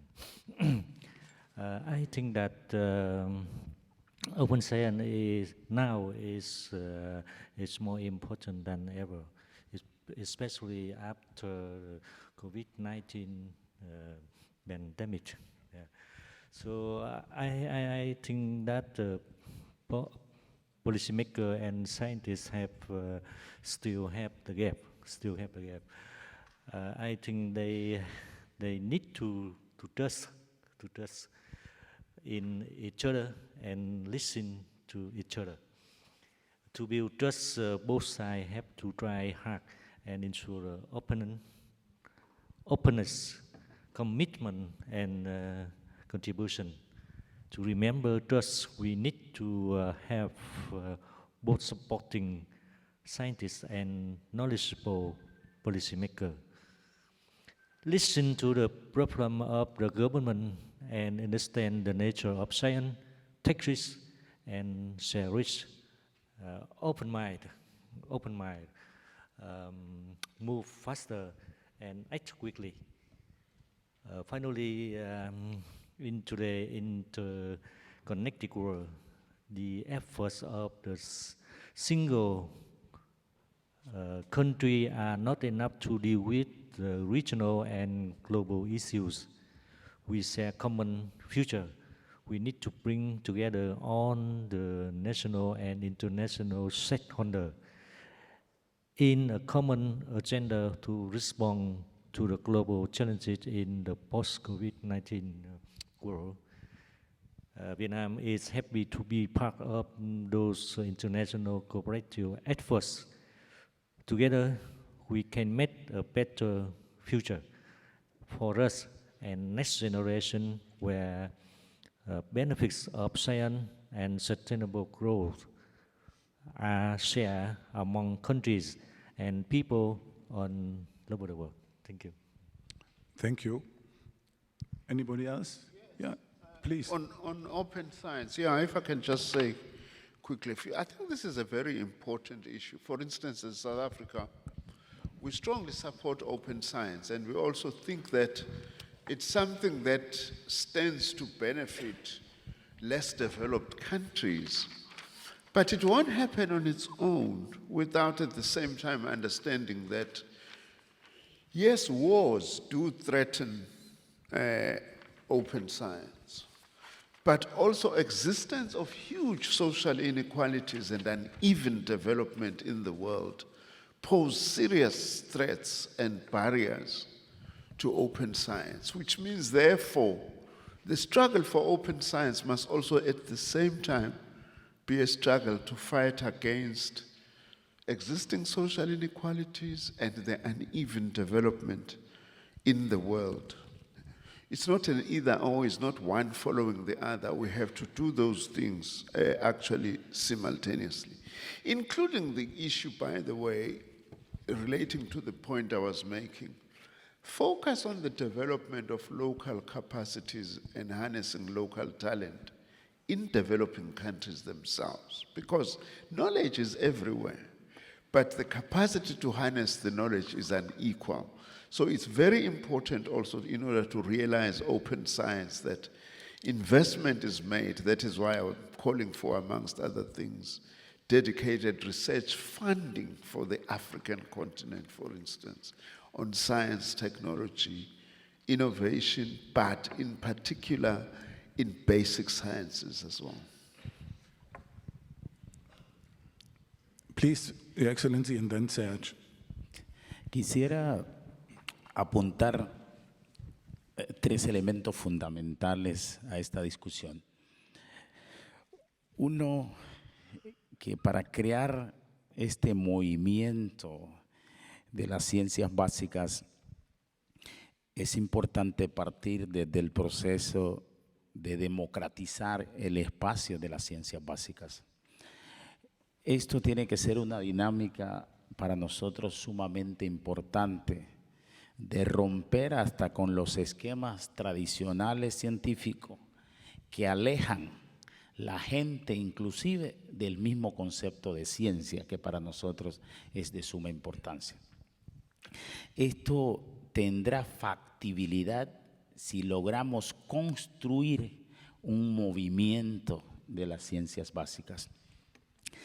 La metodología tradicional ha alejado a la gente de los conceptos científicos, porque el camino tradicional de la ciencia también ha sido elitista, excluyente, y también de una u otra manera para nosotros sumamente importante el tomar en cuenta los retos hoy que confronta la academia, que conduce de una u otra manera este proceso, aunque tenemos la claridad de que lo que llevan para nosotros las ruedas de la innovación y la ciencia son las personas, pero la academia es la que ocasiona, la academia es la que genera el espacio verdadero para generar las competencias de las mismas.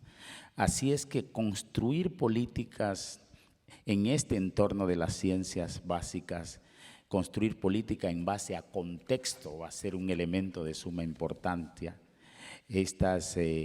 Los conocimientos priorizados que debemos de tener en la misma deben de generar resultados a las problemáticas reales de la gente. Las buenas prácticas de igualdad, de una u otra manera, que surgieron en estos momentos de pandemia también toman relevancia. Pero además las ciencias básicas, a partir de la reconstrucción, mejor a partir de estas experiencias mientras se avanza en la Agenda del 2030 para el Desarrollo Sostenible, siempre tomando en cuenta para nosotros los saberes populares, los saberes ancestrales que existen allí y que han servido para la sobrevivencia y la subsistencia de los pueblos. Esto de una u otra manera genera la identificación que debe de tener la academia en encontrarse dentro de los saberes de los pueblos. O sea, esta enseñanza de las ciencias básicas más cerca de la gente, que tolere hasta la cultura del error, porque para innovar y para hacer ciencia hay que atreverse a la creatividad, y que también creemos que eso es de suma importancia para nosotros, y que la inversión que exista o la poca inversión que exista entre las ciencias básicas en los países, con esta estrategia incluso regional que se ha generado de las redes, los repositores, las incubadoras, esta generación de competencias, consideramos también que solo juntos podemos afrontar con esta estrategia la cuarta revolución industrial, pero que sí es necesario construir el movimiento de la ciencia básica más cerca de las realidades de la gente. Getting science closer to people, definitely. But also getting people closer to science. That's also needed. Serge, please. And then after this, we have to move towards the virtual part, because all the panelists are waiting eagerly to hopefully say something. Okay, so I want to say that I fully agree with the fact that open science is challenged not only by geopolitical wars, but also by social inequalities, and it's very important in Africa, but it's also very important in Latin America and in South America. I have been visiting these countries quite often, and I think the first thing which has to be done is to improve the level of education. Education is at the basis of everything, and for that, the situation, the level of teachers and the way teachers are being paid in several countries I have visited is the problem. I think you cannot have a good education if you don't understand that teachers are as important as engineers for the development of countries. the basic wealth that you have in these countries is the minds of the young people. And if you have to nurture the mind of these young people, and in fact this is true in all countries. It is critically true there, but it's also true in France and in the countries where the level of education is not high enough. We are not ambitious enough to raise our children, and this is very important. Before we talk about science, we have to talk about that. And and I also have a thought for girls, the education of girls. There is a country now in the world where girls are excluded for education. I'm talking about Afghanistan, and I think we should think more about that. It's a big tragedy, and it's a tragedy there, and it's a problem in many countries. We have to increase the ability for girls to access to education, because it's half of the humanity, and it's an essential issue that we have to keep in mind. Yeah, I fully agree. And all these social problems are not only in the developing countries, it's also in the developed countries. We should not forget that. There is a huge difference also in the developed countries. So we are now moving across the world, and we start with China, please. I mean, we have discussed it already at the beginning that funding of science, and in particular basic science, is fundamental for the sustainable development. But we need to know what are the main challenges that are continuously facing governments in creating sustainable funding schemes for basic science. Would China like to address this question, please?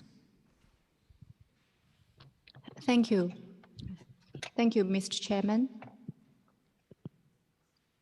Mr. Chairman, Yeah. colleagues, and scientists online. First, I believe that the UNESCO is hosting the International Year for Basic Sciences for Sustainable Development is a very good choice. The Chinese government is very willing to continue cooperation and exchanges with relevant international partners. To your question, I would like to answer it from the following aspects. For basic research, it involves scientists, researchers, research facilities, environment, and input. But on the part of the government, in terms of its challenges, we believe that basic research is first and foremost a research on the basic sciences problems. What are the problems in this area? It is difficult to form a consensus among the counterparts and peers. So they need to figure out the common views on the topics of basic research problems.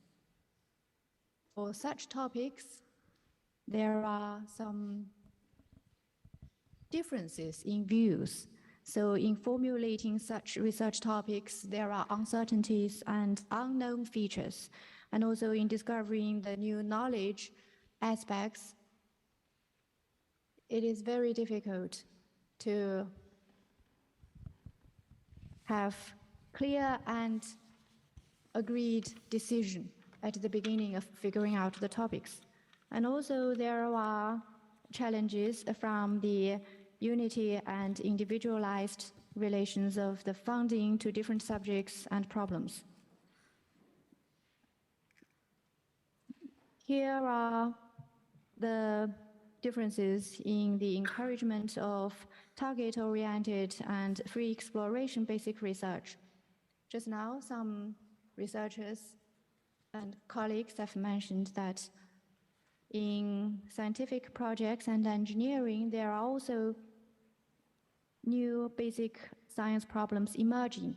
So for the funding on the part of the government, we need to manage well the relationships. And secondly, on the funding approaches, we should properly handle the relationship between stable support and competitive support. There are such features of basic research, such as instant inspiration, casual approach, and uncertain pathways for the research. So on the part of the government, when funding the projects and scientists, how should we evaluate and select the projects and scientists? Which kind of activities should be supported in a stable way, and which, on the basis of competition, it is difficult to give a clear and standardized answer. And also for the evaluation of scientific research progresses, whether they have grasped the laws of basic research, whether in line with the characteristics of the subjects, whether they are objective and correct, whether continue to support and how to support them. These are also posing challenges to the capabilities of the management on the part of the government. And thirdly, whether we should fund the scientists and their teams or to fund the topics. This is also a question calling for further consideration. Actually, the major players of scientific research activities are scientists. Scientists speak by their own research achievements. So how to help them to achieve a benign process of turning the scientific research achievements to get forward iteration and cyclic rise. This is also another task for the government to fund basic research. I believe there are many challenges for the government to fund basic research, both for the management departments of the government and also for the management teams. So I believe we should work on that. Thank you. Thank you very much to China. Let's move on to Cuba. Again, on the funding. In the past 20 years, have you seen and how do you see the progress in increasing the funding channels for basic science, in particular for basic science?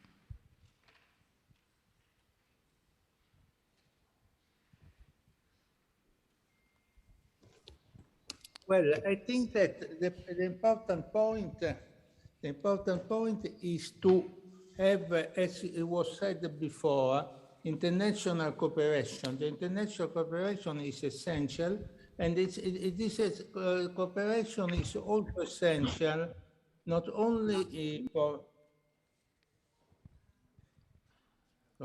Okay, I'm sorry, this was an eager scientist to say something, Giorgio. I think we should get the word to Cuba, please. I don't know, Cuba is at least there, I think. Could you? Yeah, okay. Please, go ahead.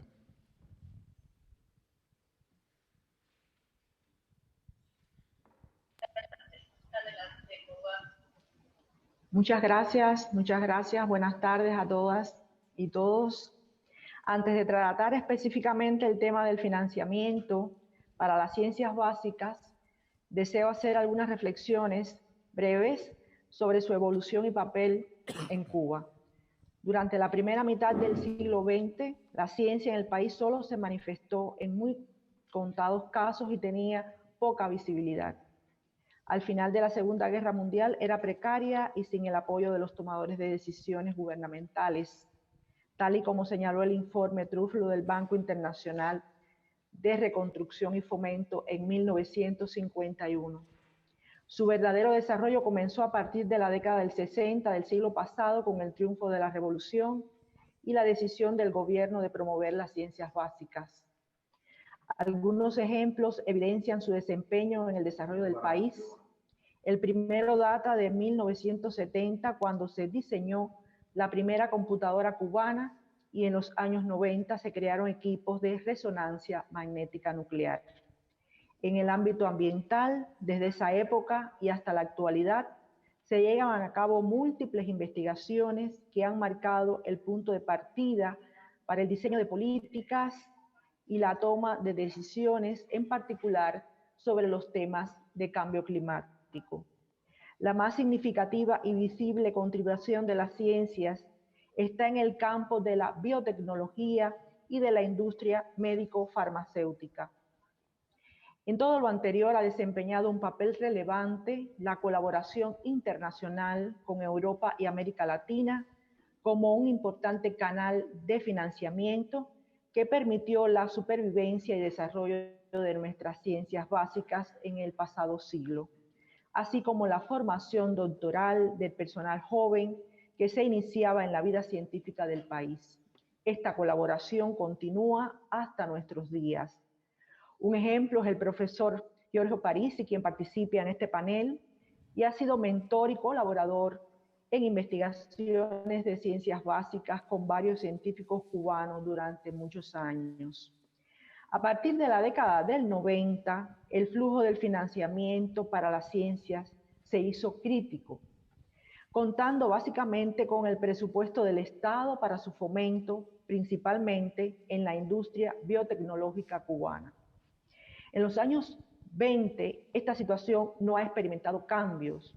En el caso particular de Cuba, se agrava por las duras condiciones del bloqueo económico, financiero y comercial de máxima presión, como ha sido calificado por el propio presidente de los Estados Unidos, que por más de 60 años lo aplica y trata de asfixiar a mi pequeño país. No obstante, un ejemplo fehaciente de lo alcanzado por Cuba en este ámbito es el control de la pandemia de la COVID-19. Fuimos capaces de obtener 5 candidatos vacunales, 3 de ellos convertidos ya en vacunas 100% cubanas, con lo cual hemos protegido a más del 95% de la población, incluyendo la infantil, y reducir la letalidad a una tasa de 0.77%, muy inferior a la del mundo, que es de 1.16%. A nivel mundial, los canales de financiamiento para las ciencias básicas responden a la tendencia actual de la concentración de resultados y producción científica en los centros de mayor tradición, así como del crecimiento de la emigración de muchos de los mejores y más emprendedores talentos del mundo subdesarrollado a esos centros de élite. Esto se hace evidente en las autorías de muchos de los principales artículos científicos de mayor impacto actual. Se impone entonces que aprovechemos este Año Internacional de las Ciencias Básicas para el Desarrollo Sostenible para promover al menos 2 iniciativas que renueven el compromiso y papel de la solidaridad científica. Una de ellas sería la creación de fondos regionales libres, sin restricciones políticas, como debe ser en las ciencias, para la financiación de proyectos de ciencias básicas y formación doctoral, alimentados con financiamiento de los países más ricos y gestionados de forma transparente por y para el interés de los países receptores y sus eventuales redes regionales. Una de estas regiones puede ser América Latina y el Caribe. La otra sería la creación de un centro internacional de investigaciones dedicado a las ciencias básicas con financiamiento y liderazgo científico que permita la formación de jóvenes doctores procedentes de países en desarrollo, en especial de los pequeños estados insulares. Cuba está en disposición de intercambiar detalles sobre esta propuesta con la UNESCO, con el interés de que pueda ser acogida o auspiciada por los mecanismos de colaboración y apoyo a la ciencia que tiene esta organización.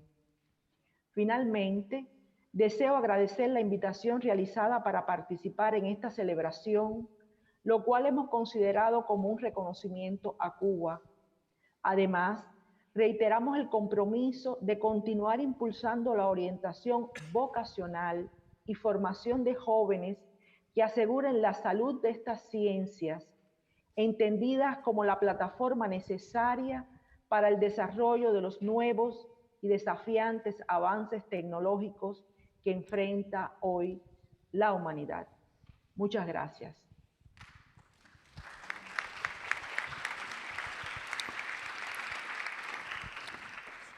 Thank you very much. I have been told that we have to stop earlier than foreseen. So I would like now to give a short word to Giorgio, who wanted to say already something before, and then we move to Singapore.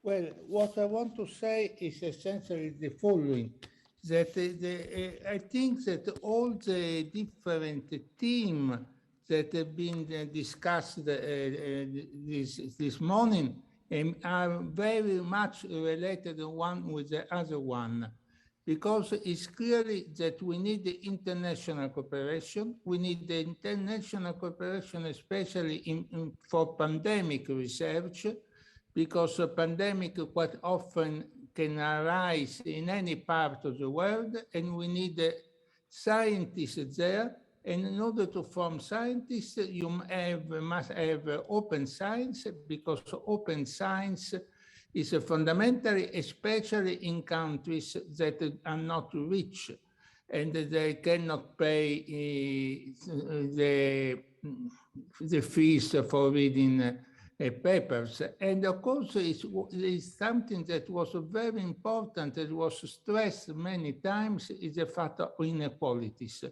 Inequalities are the worst enemy for reaching a sustainable development, both because the citizens of the country which have strong inequalities will not support this type of goals, and on the other hand, because if a country is not advanced, citizens will not go too much interest in science. The government does not have the resources, so this eliminating inequalities is crucial.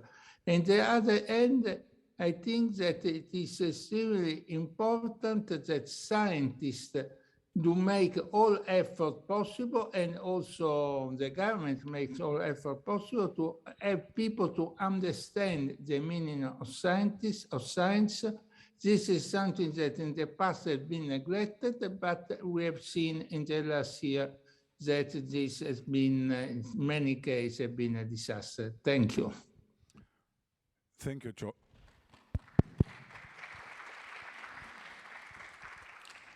Thank you, Giorgio.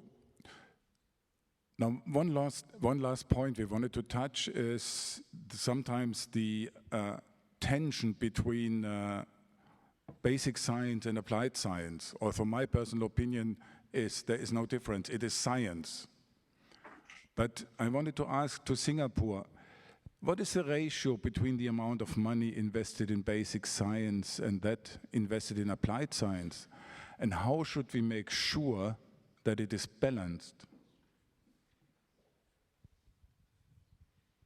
Well, thank you, Mr. Chairman. I would like to share with you Singapore's perspective. And essentially, this is a perspective of a small country. Firstly, I would like to echo Professor Harosh's view. Singapore has always valued investment in education. We think that education is always the start of our talent development, which is critical for any national development. So if you look at Singapore from the early days of our nationhood, our investment in education is paramount. And we'd like to pride ourselves that today we have a very, very strong educational ecosystem with universities are globally competitive. Then follows investment in science and technology. And there is a belief that science and technology will propel our country in terms of our national development, economically, but also the applications of science and technology to address our existential issues. So we, as a small country, our investments in science and technology only started seriously in 1991. It's only a 30-year journey. In the early days, I would say, focus of our funding was primarily applied science. And the reason because it is driven by our economic narrative. In the early days, I would say that the focus was also on the physical sciences, and that relates to the economic structure in Singapore. This started in 1991 with about $2 billion of investment over 5 years. Over time, I would say that our shift has been towards the basic sciences, as we realize that investment in basic science is required for us to stay the journey, to ensure that we are able to build a much more comprehensive knowledge ecosystem. As we are in our 5-year plan or 75-year plan, we have a budget of about 5 billion Singapore dollars a year, of which we are making sure that at least 30% of our research funding is for the basic sciences. But I think all of us realize that, in science, it's a continuum. There's nothing called basic, applied, or translational. But we would like to think that the exploratory science is still funded in our system, and we want to ensure that our great scientists have the opportunity to bid for funds to basically pursue their interest and exciting research questions they want to ask. At the same time, we are cognizant that we need to be able to use these outcomes to propel our economy and also to use outcomes to address some of our existential issues. So if I were to put a number, I would say today, 1/3 of funding is for the basic sciences. But we continue to ensure that, that is not compromised in any way. So, but I must say this is a view of a small country where my $5 billion a year is enormous for Singapore, but by global standards, it's a very, very small amount. And the only way that Singapore can address all the areas of science that we are interested in is through partnerships. And I agree completely that, in many of the work we do, we partner cleverly, whether it is in addressing the impact of climate change, preparing ourselves for the next pandemic, addressing the issue of aging, and many, many more. So with this, I would like to thank you all for the opportunity to speak, but also to be able to share with all of you Singapore's perspective. Thank you very much.